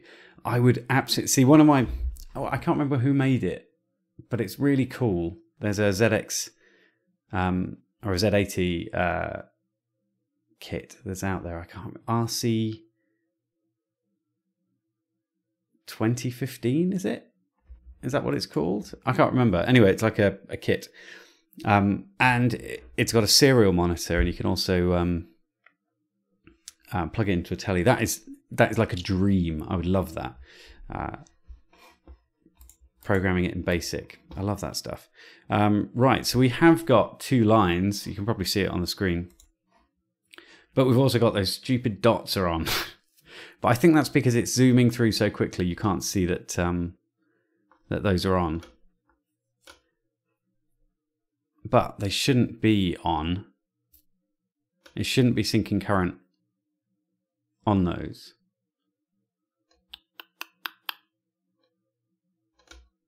But why? Oh, yes, it should. Because if those are ever on, then they're always on. So we need to figure out this. That's why I had a dot mode. So we've got dot mode 0 here, which says whether those dots should be on. Damn it. Why did I even put them on there? Idiot. Never mind.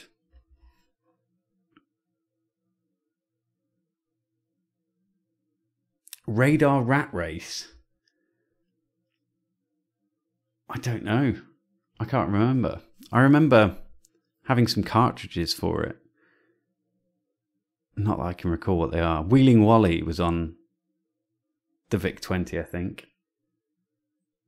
Do you know what? Rat Race was on cartridge, wasn't it? I think I remember that being on a cartridge. Like a yellow thing with a silver label, I think. Not quite yellow. I don't know. Long time ago now, mind.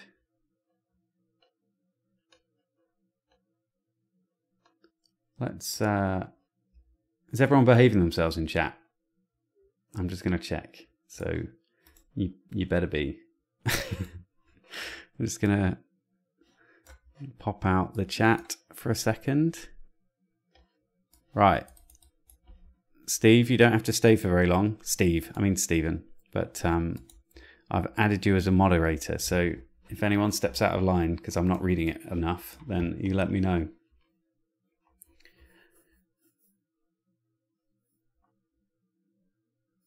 Do you know what? We'll have a basic coding night. I'll wheel out the old Commodore 64 and I'll plug it into the computer, and I'll take the video out and we can have a stream of coding basic, I guess. I've got a user port interface for it, so actually I can do some fun things by poking, essentially. But Jim, I don't know if anyone watched it, but I created a tweet program for the Commodore 64, so it would contact. So it basically just ran serial data in and out of the thing, but it had a nice graphical display, and that went to the Arduino, and it did it via Ethernet because there were no Wi-Fi ones back then when I did that. That's like 5 years ago. So I should update it, stick an ESP8266 in there or something. Right, so let's ignore the fact that it's got those lines in, and we'll change our dot. So we know it's got, these are the beginning and ends. That is right, isn't it? Yeah, so if I just put that there and that there. So if I change them now to be the next two in, we should see those dots go off. They shouldn't be on anymore.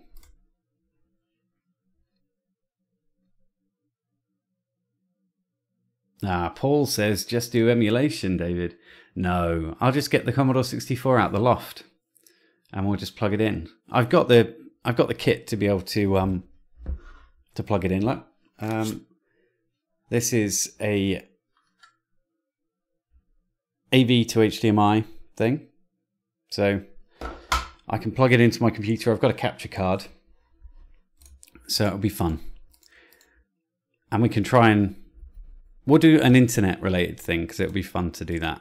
We'll just have something like the BBC News in a basic program or something.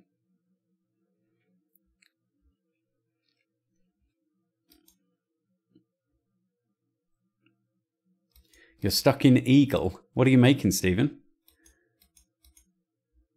Are you going to do a video about it? We need to talk, actually. I know you sent me an email, but I'm so terrible at replying to emails.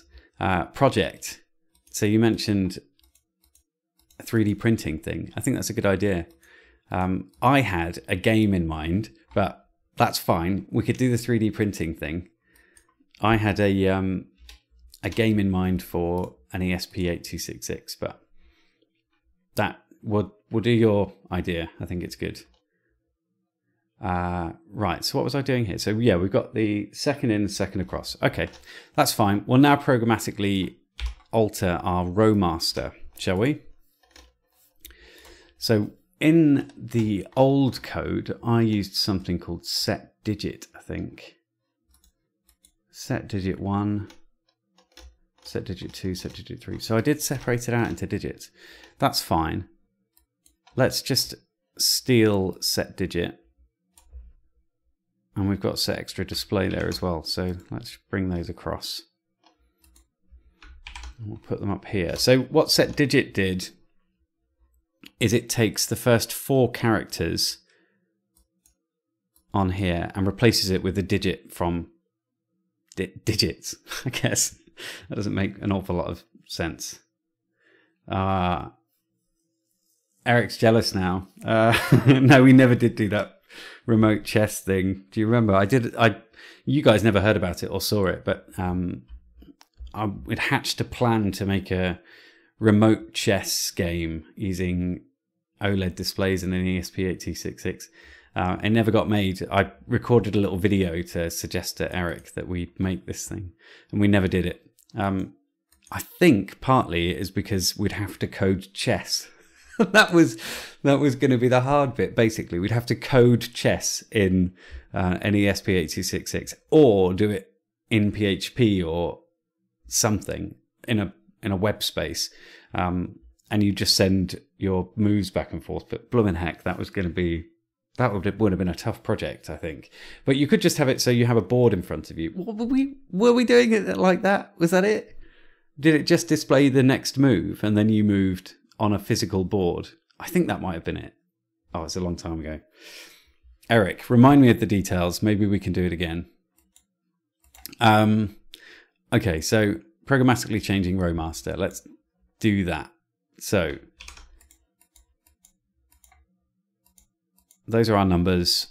Set digit 1. So let's try set digit 1 without actually messing around with it. So what does it do? Change the row master. It does. Column plus plus. Okay. It uses row. So we're going to have to change that to current row. And it also uses column. That's cool. We can run with that. Okay, let's change all of those.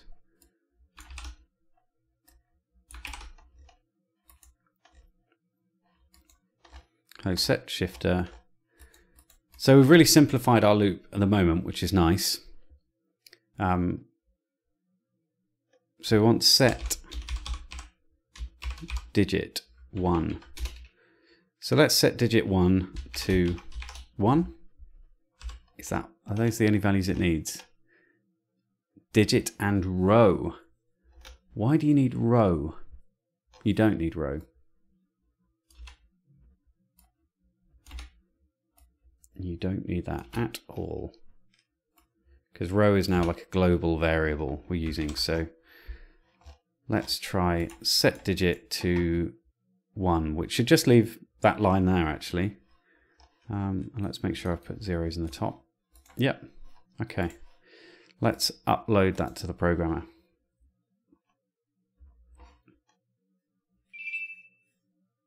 Oh, that's my phone going off. Sorry, that's probably quite loud. It's quite near the old microphone. I think I might be ending the stream if this person's going to ask me to go for a drink. Hang on, I'm going to take a picture of you.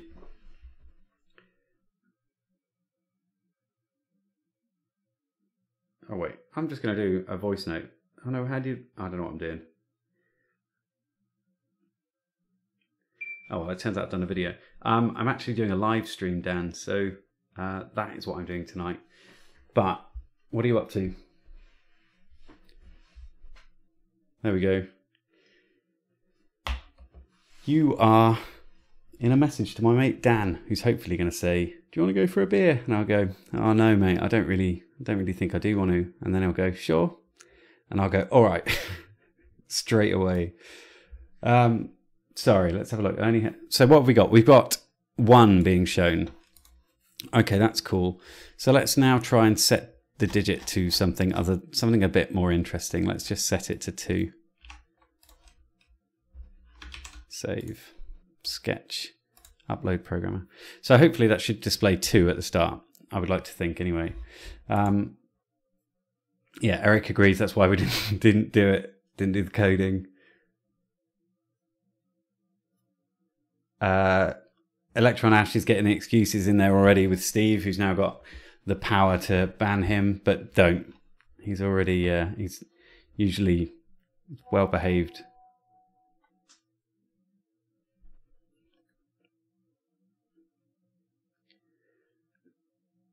It's not going to get less crap. That's literally, That's why we need it. So now we've got 2 displayed, which is great.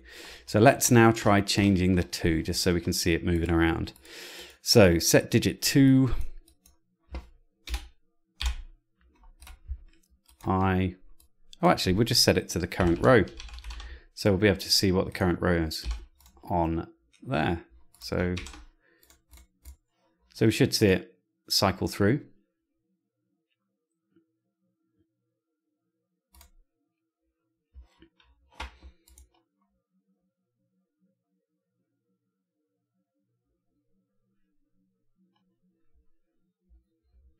Right.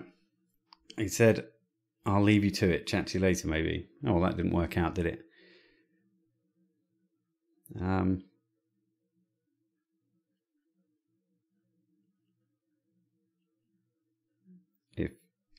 No, I'm now sounding desperate.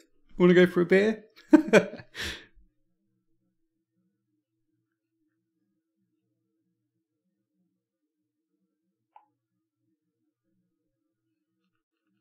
Sorry, it's totally rude of me to be using my phone right now, isn't it? Anyway. What have we got? Oh! That doesn't look right, does it?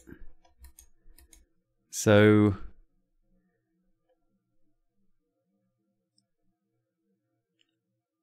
that isn't really working out, is it?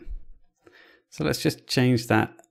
So why is current row not working out there? So through every loop, it will update. Do we need a longer delay?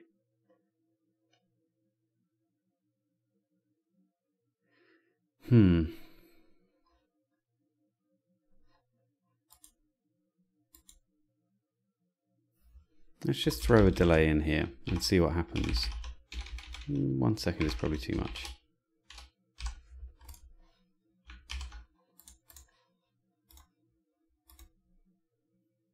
I don't quite know why that's not working.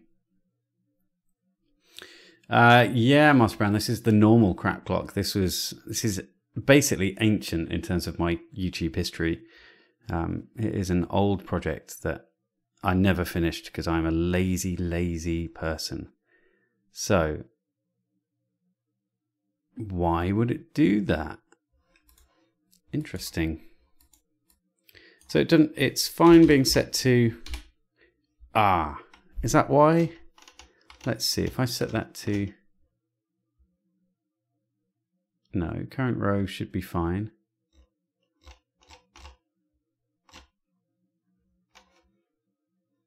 So if I set it to 3, is that going to work? Why didn't it work before?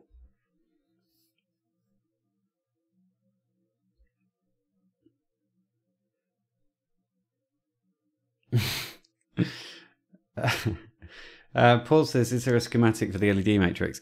Yeah, it's just here. So this is my schematic. But it's probably not very helpful on a tiny screen like this. Once I've finished all the coding and I'm happy with it, you guys can have the whole shebang, the board layout, the schematic, and all the code. But that won't be until I'm finished with it. I kind of have to finish it. So what have we got on the screen now? 3's displayed fine. Why wouldn't current row work? So, oh, I see. Because current row updates before it's gone through a whole cycle. No, that's not right. It'd be changing too quickly, wouldn't it?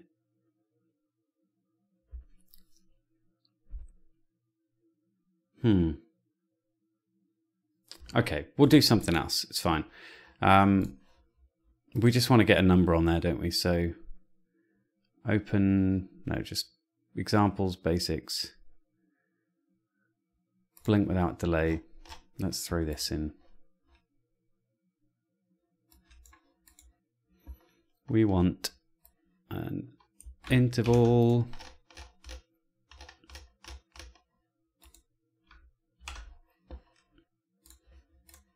I'm not writing this out from scratch, so we're going to have that as well.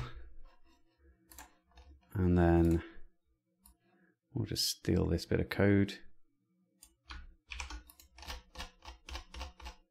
and throw that in here. So unsigned long, blah, blah, blah, blah, blah.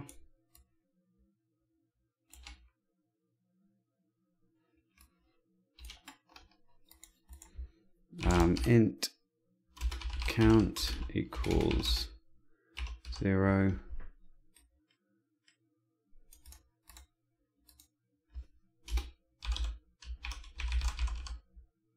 If count is greater than 9, no, not greater than 9, greater than,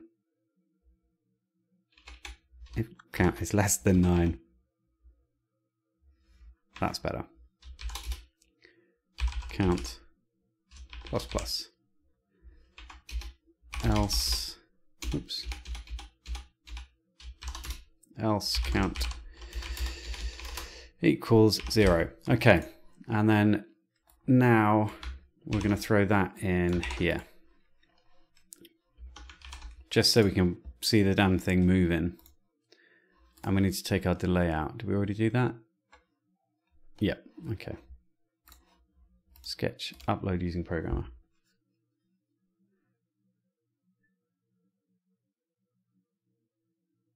Right, I'm going out for a beer. So we're going to call this stream in 40 minutes. Does that sound reasonable? We could probably get quite a lot done. 10, if I say 10:30.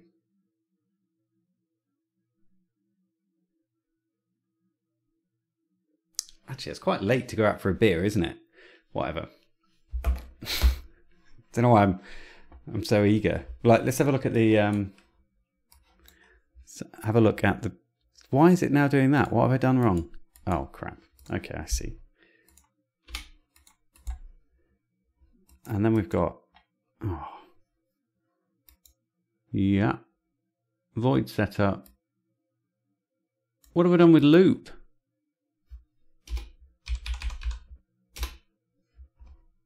Did I paste over the top of loop somehow? Not sure how I managed that.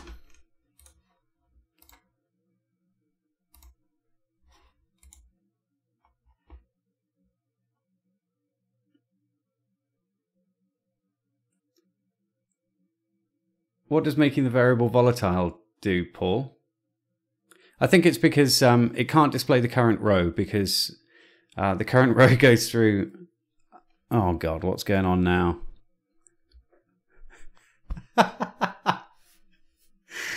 Okay. Right, so... Oh, hang on a minute. That's why I put that above loop and I pasted it over loop because I wanted to be... It needed to be stated outside. There we go. Yeah, what does making a variable volatile do?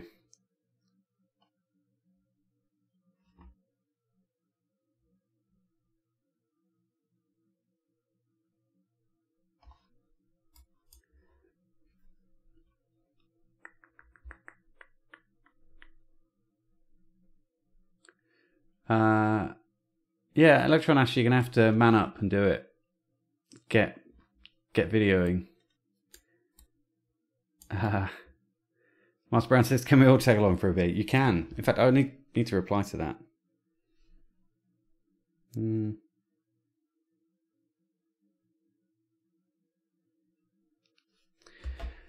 It's only 4:30. Where are you, Malin? Is it working now? 4, 5, 6, 7, 8, 9, 0, 1, 2, 3. Perfect. Not that I can see it on the blooming screen. Hang on. Yeah, it does appear to be working. So that's good. So we can use set digit. Set digit works okay. I'm going to play around with this. There's a delay that I've put into my update display. Let's take it out and see what happens. Because I don't remember. I'm trying to relearn basically everything I did with this. So let's change that.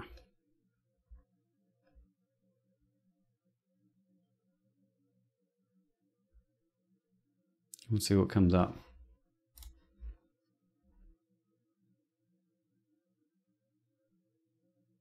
You do, mate. You definitely need to attempt it. I mean, if it turns out to be crap, Ash, just don't worry about it. Just keep doing it until you get better. Or, you know, if it turns out something you don't like to do, then give up on it. But you've got to at least try, mate. I'm sure we'll all tune in to watch. Just let us know when you've done something. We'll be there.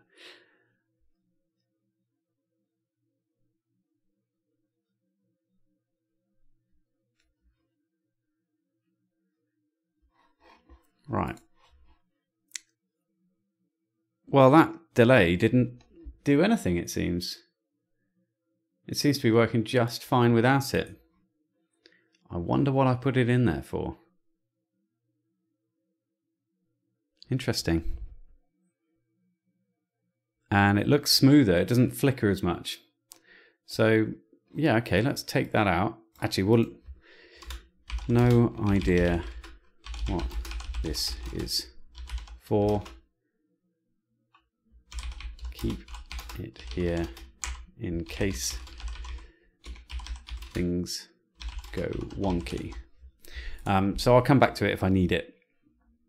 Hopefully I won't need it. So if set digit 1 works with count, then we can probably do the same with 2, 3, and 4.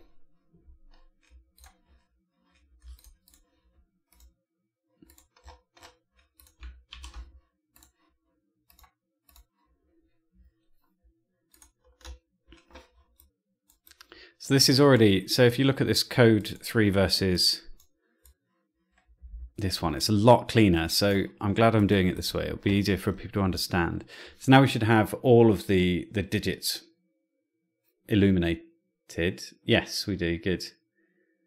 4, 5, 6, 7, 8, 9, 0. Okay, good.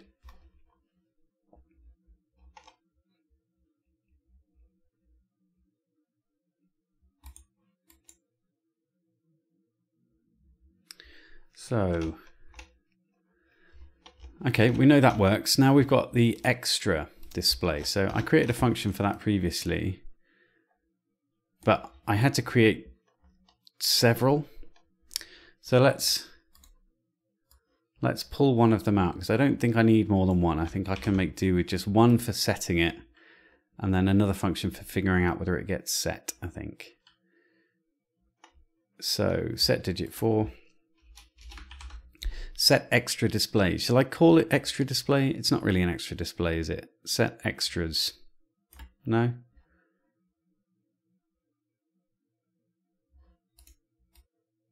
We'll just call it set extra digit, because then it's not separating it from other things. So set extra digit. So what this does is using the last 4 or 5 digits, 4 or 5 LEDs on the end. Let's count them. 1, 2, 3, 4. Yeah, so it's 4 by 5 at the end. And you can see that we've got in the set extra digit function, we've got they're between 12 and 16 on the extra area. So current row we need to change in here to current row. See, we don't need this in there anymore, which is nice. So current row, and then column is fine. Column plus plus.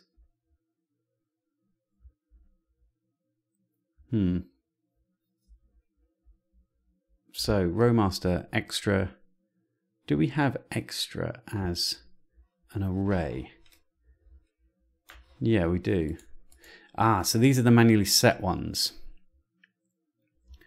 So I'm just telling it which one to display. I see.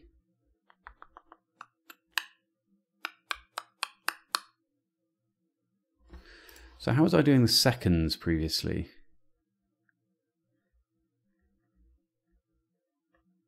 So in the previous clock, it has code that, in fact we can upload it. It has code that does the extra dots at the end, the extra LEDs, and sets them to be one LED on for every 3 seconds. And there was a function, this function right here, set extra, which did that for me. So it took in the seconds, divided it by 3, in main loop, 10 seconds. What the hell? What is all that? Gosh, that's not very good, is it? Okay. Well, let's not worry about that for now, but let's just see if we can get those extra digits displaying. So we're going to use, so 3. Okay, so if we want to do set extra digits, let's make it so you have to send it something for this one. So we'll do int digit.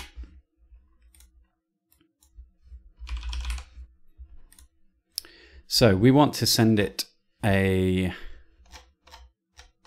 set extra digit.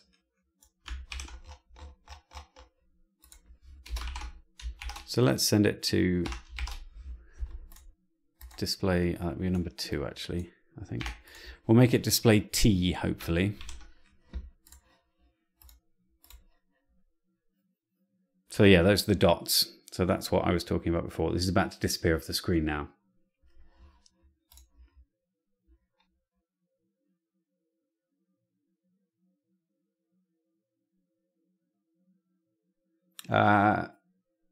Floating said, why 4 set digit functions? Wouldn't it be cleaner to have 1 and just use a couple of offsets to set the correct digit? Actually,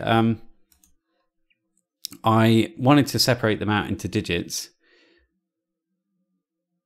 because I don't remember now. I mean, I would immediately come back at you with something, but I don't know actually. Maybe it is. Maybe it would be cleaner. We'll look at it. I mean, this is all about evolving this code, isn't it? So it would be cleaner just to throw those in. So in fact, yeah, that's a good shout. I'll look at it.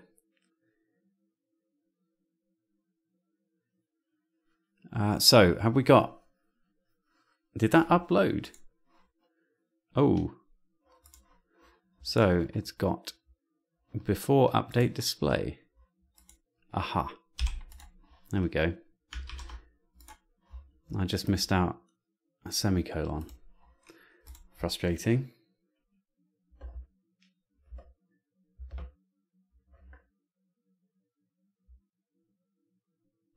Oh, also, I put out a I did a tweet the other day about I need to generate some AC.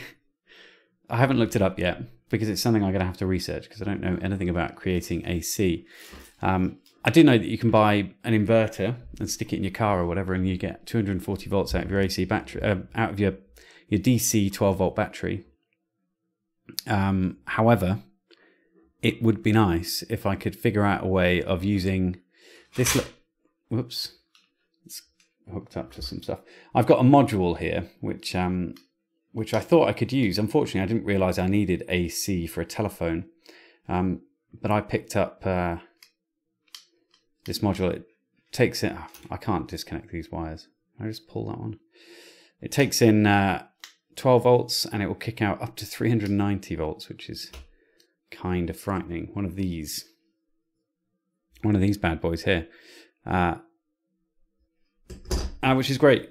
But I need to ring a telephone, so it needs to have an AC waveform at about 20 hertz. So if anyone knows of a cheaty way of doing that, then do let me know. So we've got T displayed. So the set extra area does work, which is good. I've just remembered. Have I? No, I don't know if I have. I'm trying to remember why I would have done 4 separate digits. I think it was something to do with temperature. I don't know now. Never mind. Okay. All right. Well, this is looking far cleaner than the previous one, with lots of crazy stuff in here. So yeah, we don't need any of that anymore. we've got this one. The next bit is the clock, I guess. So let's bring the clock stuff over. So we want the stuff for the DS18, not 18. I was thinking of the temperature sensor, the Dallas temperature sensor. So where's our top clock stuff? Set time. Oh yeah, that was in progress. I hadn't actually finished writing that one. So we're going to need to keep it though.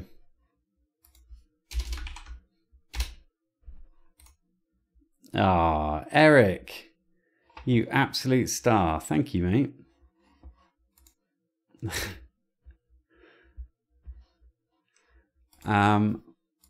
Let's go back to this. That's really lovely. Thank you.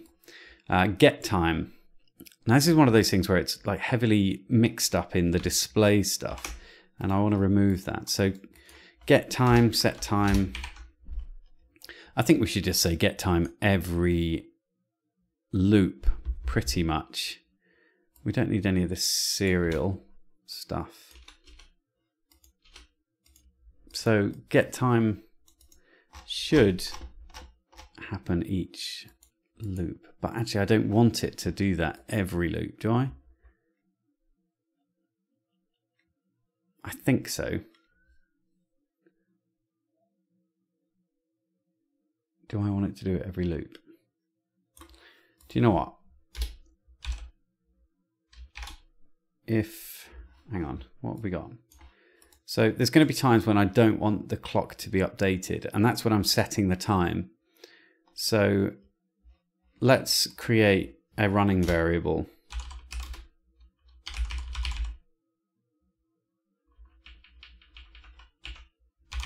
Actually, it doesn't need to be.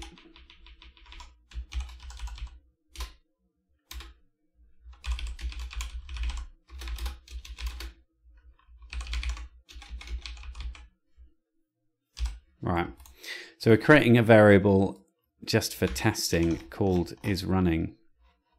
So if isRunning, and then we'll do that.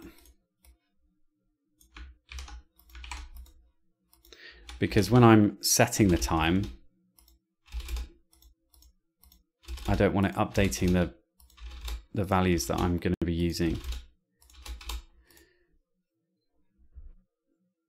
Oh, God, guys, don't start making me feel guilty. Thank you very much. It's very kind of you. So get time, we're using a Boolean for isRunning. I know it seems a bit janky to throw in Booleans in there, but the problem is, if I'm going to go to do the set time thing, I want to be able to change those values that are on that screen and have that then set the clock. But if the clock keeps updating every second, then it's not going to be great. So set shifter, we've got clear data set TLC5940. In our loop, let's look at our buttons. What pins are those on?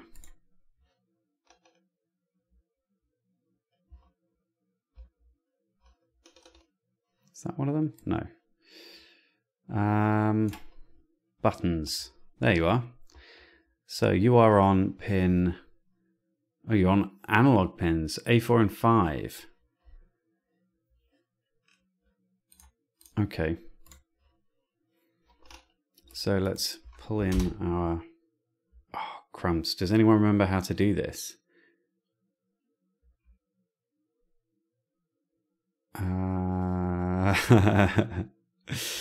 Is it digital? No. Pin mode. That's it. Pin mode. Pin A4. Mode is input. And then pin mode. Oh, we can just copy and paste. Usually I honestly just pull up the examples and just cheat a little bit. So we want both of those into inputs.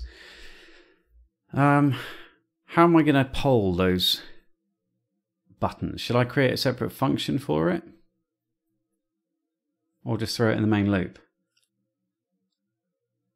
I don't really know.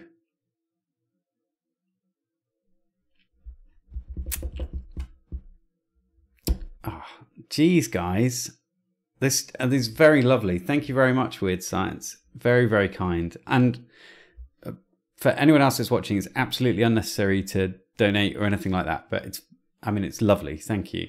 But do not feel like you need to. Jeez. Got like a little warm feeling. I mean, I might have wet myself, but hopefully it's like a fuzzy, warm inside feeling. So in our loop, I'm probably going to we'll probably check the buttons. So let's have a function, shall we? I don't know if I really want to have a buttons function, but we're going for that.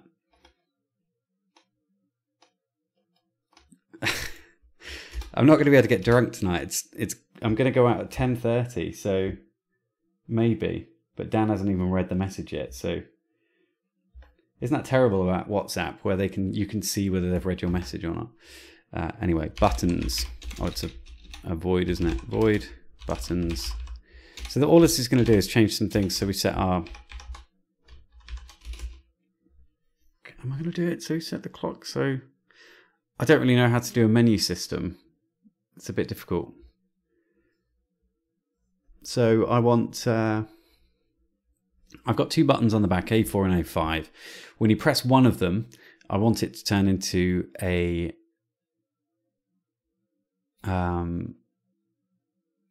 sort of a time setting mode, and then when you press the other one, it's going to start changing the time, so it'll increase. So, and then when you press the other button again, it switches that over to go to the date mode.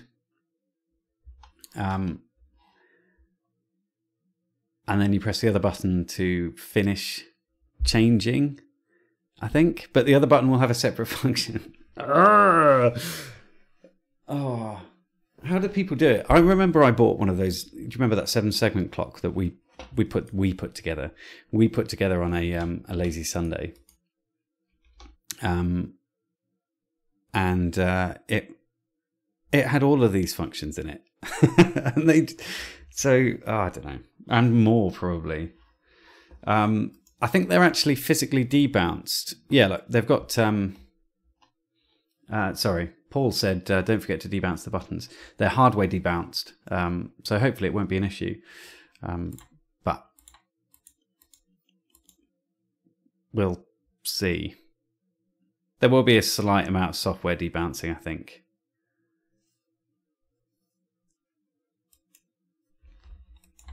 Unexpected Maker is here. Yes, I'm working on the crap clock, original crap clock. So this bad boy here, you can't really read because of the things. So I'm trying to simplify the code. So when I worked on it previously, everyone's going to hear the same story again. Sorry. When I worked on it previously, which is, I don't know, we could probably find out quite quickly, can we? Let's see. YouTube videos. No, that's the wrong one. One of you guys might actually know when I last worked on this. If I type crap clock, it's going to come up with 100 videos. Crap clock. Well, that says March 17. I just put clock.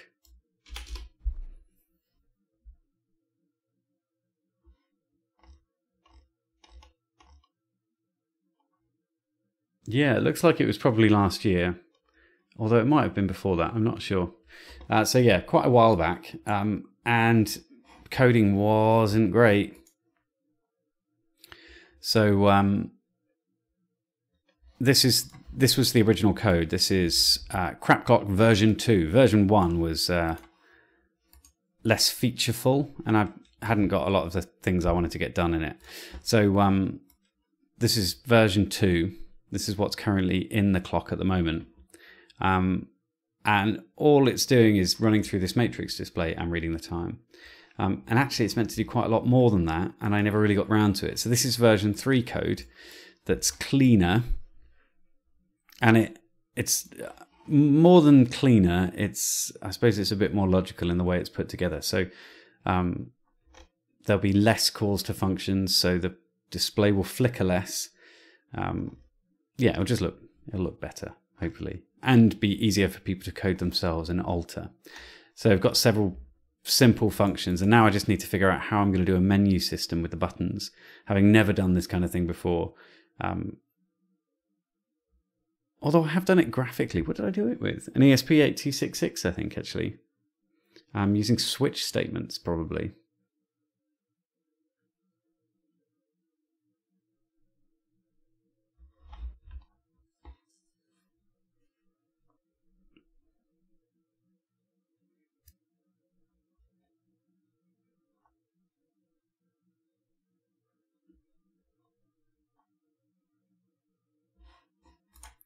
Right, let's get on with this. So what we're going to do with the buttons, so let's find out which button's which, shall we? That would be a good idea. So void buttons.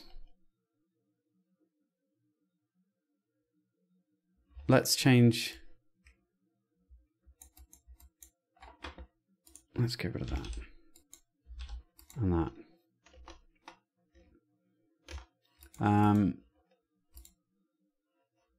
So if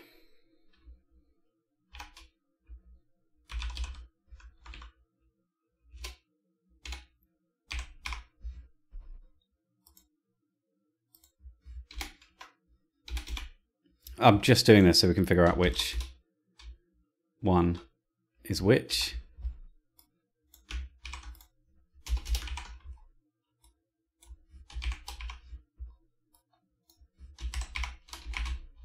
A4 count equals 1, count equals 2. Okay, that shouldn't throw up too many errors, hopefully.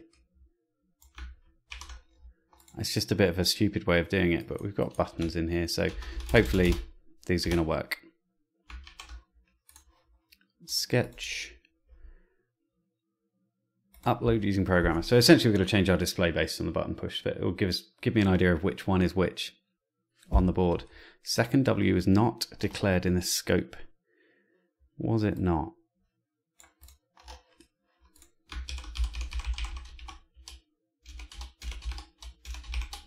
Whoops, can't type.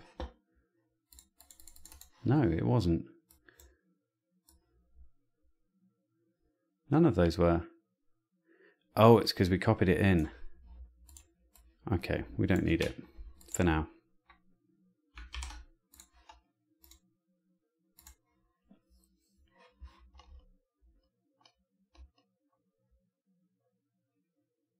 And count. It's not a variable set above that. Damn it.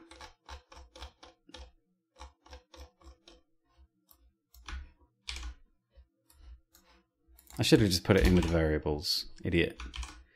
Try that again. I'm really far behind on the chat.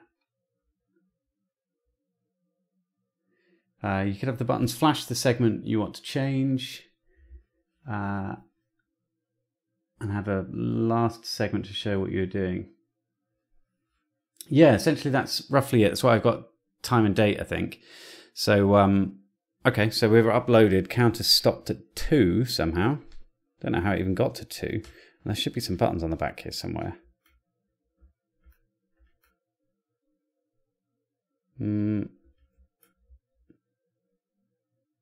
Well,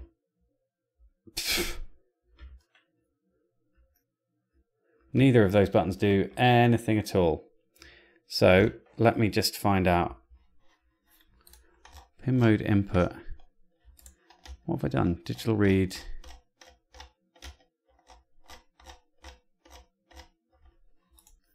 If digital read. What? So yeah, it's going to be high.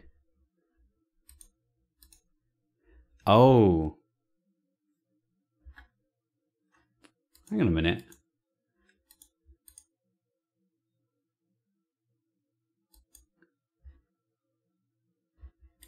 That doesn't make very much sense to me. So it's saying if this is true, so if it's high, do I need to say,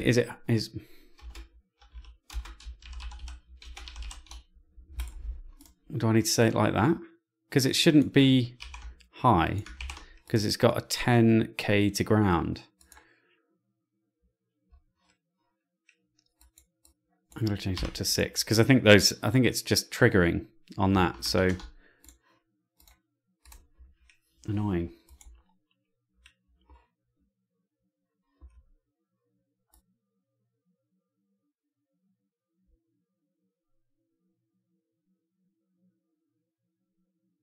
Yeah, Paul wants me to publish the stuff before I've finished. Do you know, I almost do that occasionally, but I don't really know how to use GitHub. It's so stupid, isn't it? But it looks really confusing. And I started to use it, and then there was like this version history, and I accidentally left a password written in one of the programs on there. Couldn't get rid of the version history, just had to delete the whole thing. It was a bit crazy, honestly. So yeah, never mind.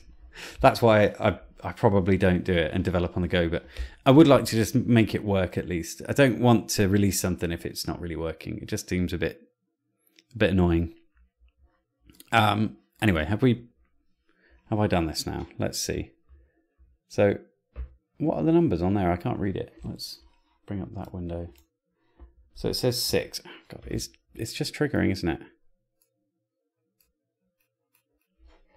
Why would they be high?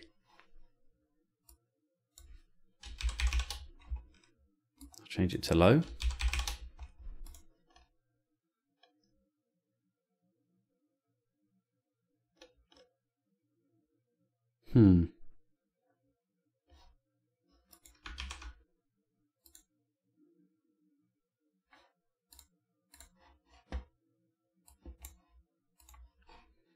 Yeah, I don't really understand why it's not working, but we'll get there.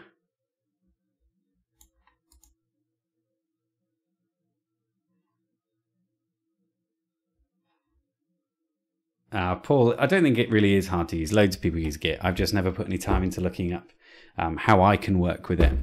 Like, I mean, I store things all over the place, so it would be nice if I eventually figured that out. I just never really have. So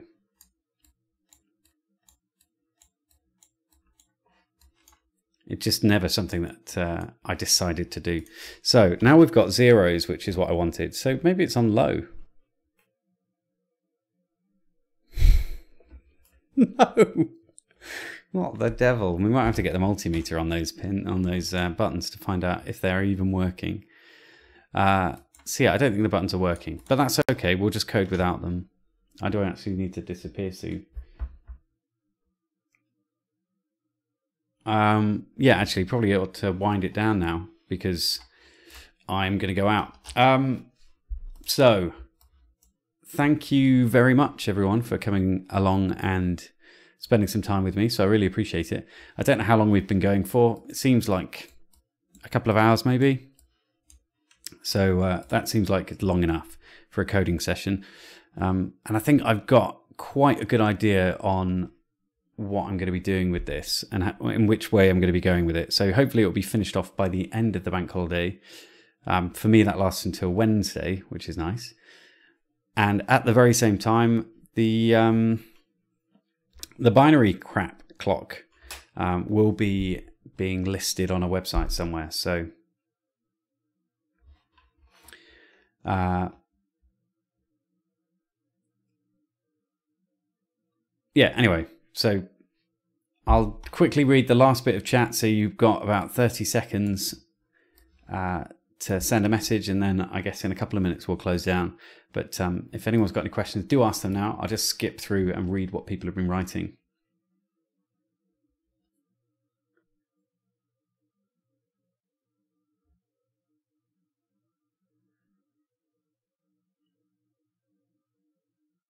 Yeah, Electron Asher active high when pressed, but it hasn't. So if I put high in there, it's just going to come out with 1, isn't it? Oops. Actually, we'll change that to 9 so that we know it's we know it's changed. So yeah, I don't quite understand. I don't know whether something's not soldered properly on those buttons, because I didn't solder that board. Eric, I'll have to hit you up for some help with Git at some point, perhaps.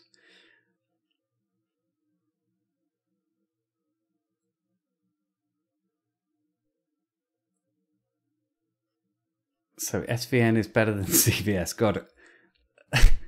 Usually it's me that knows all the acronyms. I don't know what those things mean. I'm perfectly happy just uploading stuff to my website and giving you a link to it, but if you think there's a better way, I'm definitely down with that. Right, so yeah, it was. Electron Ash says it's definitely high on the schematic. I totally agree, it is, but it's saying 9, so there's something wrong. Why is it saying 9?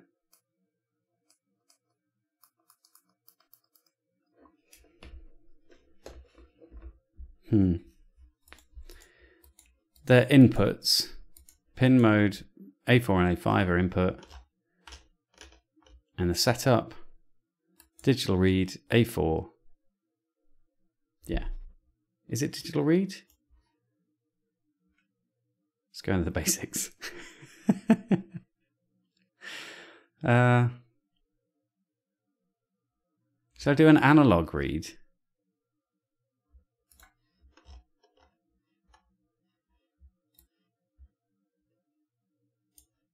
I should be able to do a digital read, right, of an analog pin. Yeah, anyway. I'll just go through the rest of the comments and then we'll call it a night. So, is that Chris off? Or is he just saying goodbye to everyone? Because I'll say goodbye to you too. So, bye, Chris. It's nice to meet you too, Paul. Thanks for popping in. I do enjoy the chat, so even if you're telling me I'm doing something wrong, I'm quite like that too.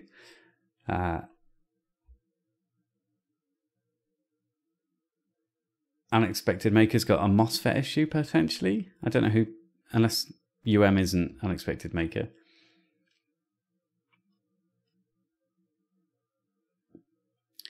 Yeah, Electron Ashes should be digital, but I think analog inputs do default to digital as well. Yeah, they do. You can definitely use them. I think the switches might not be soldered properly. I'll have to check. Yeah, they are set as inputs. Good morning, Thailand. Well, it's Thalos 944. Hello.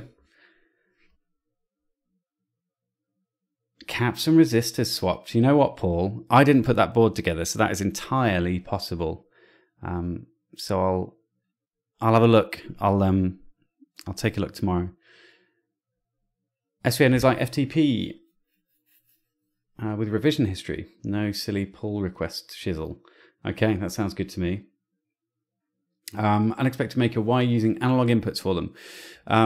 It's because I didn't have very many pins left, and also they were on the right side of the chip so that I could easily root them out. So that's why I'm using them. But they're not just analog inputs, they're outputs as well, aren't they? So they're just analog pins, analog capable. But I'm just using them as a normal input. Yeah, digital read should be right.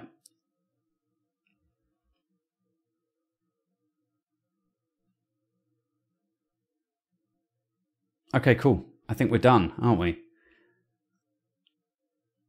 They would normally float high if the resistors weren't soldered right, but Paul could be right. Yeah, I'll have a look at it. We'll see. Anyway, thank you very much for joining me today. It has been a bit of a blast. I've enjoyed it a lot. Let's see if I can't find out how to end the stream before I say goodbye, and then I don't know what I'm doing. Okay. I found the button. How long have we been live for? Can someone tell me? Does anyone know? I don't know where the blooming chat's gone now. I've lost it. Oh well, we're done. I will see you all in the next stream. So, well, stream? No, the next thing's probably going to be the binary clock kit getting released and going on sale, all 22 of them. So All 22? Or might be 20. I can't remember. There's going to be some swaps. I haven't forgotten about the swaps. I've got an address that I can give people publicly to send me things. So send me the thing they want to swap. I didn't want it to be my home address, so I've got something sorted for that. All right, I will speak to you all soon. Take care, have a lovely evening, and I hope you have a great Easter Sunday if you celebrate Easter. I don't, I'm not religious, but some people do. So have a great one.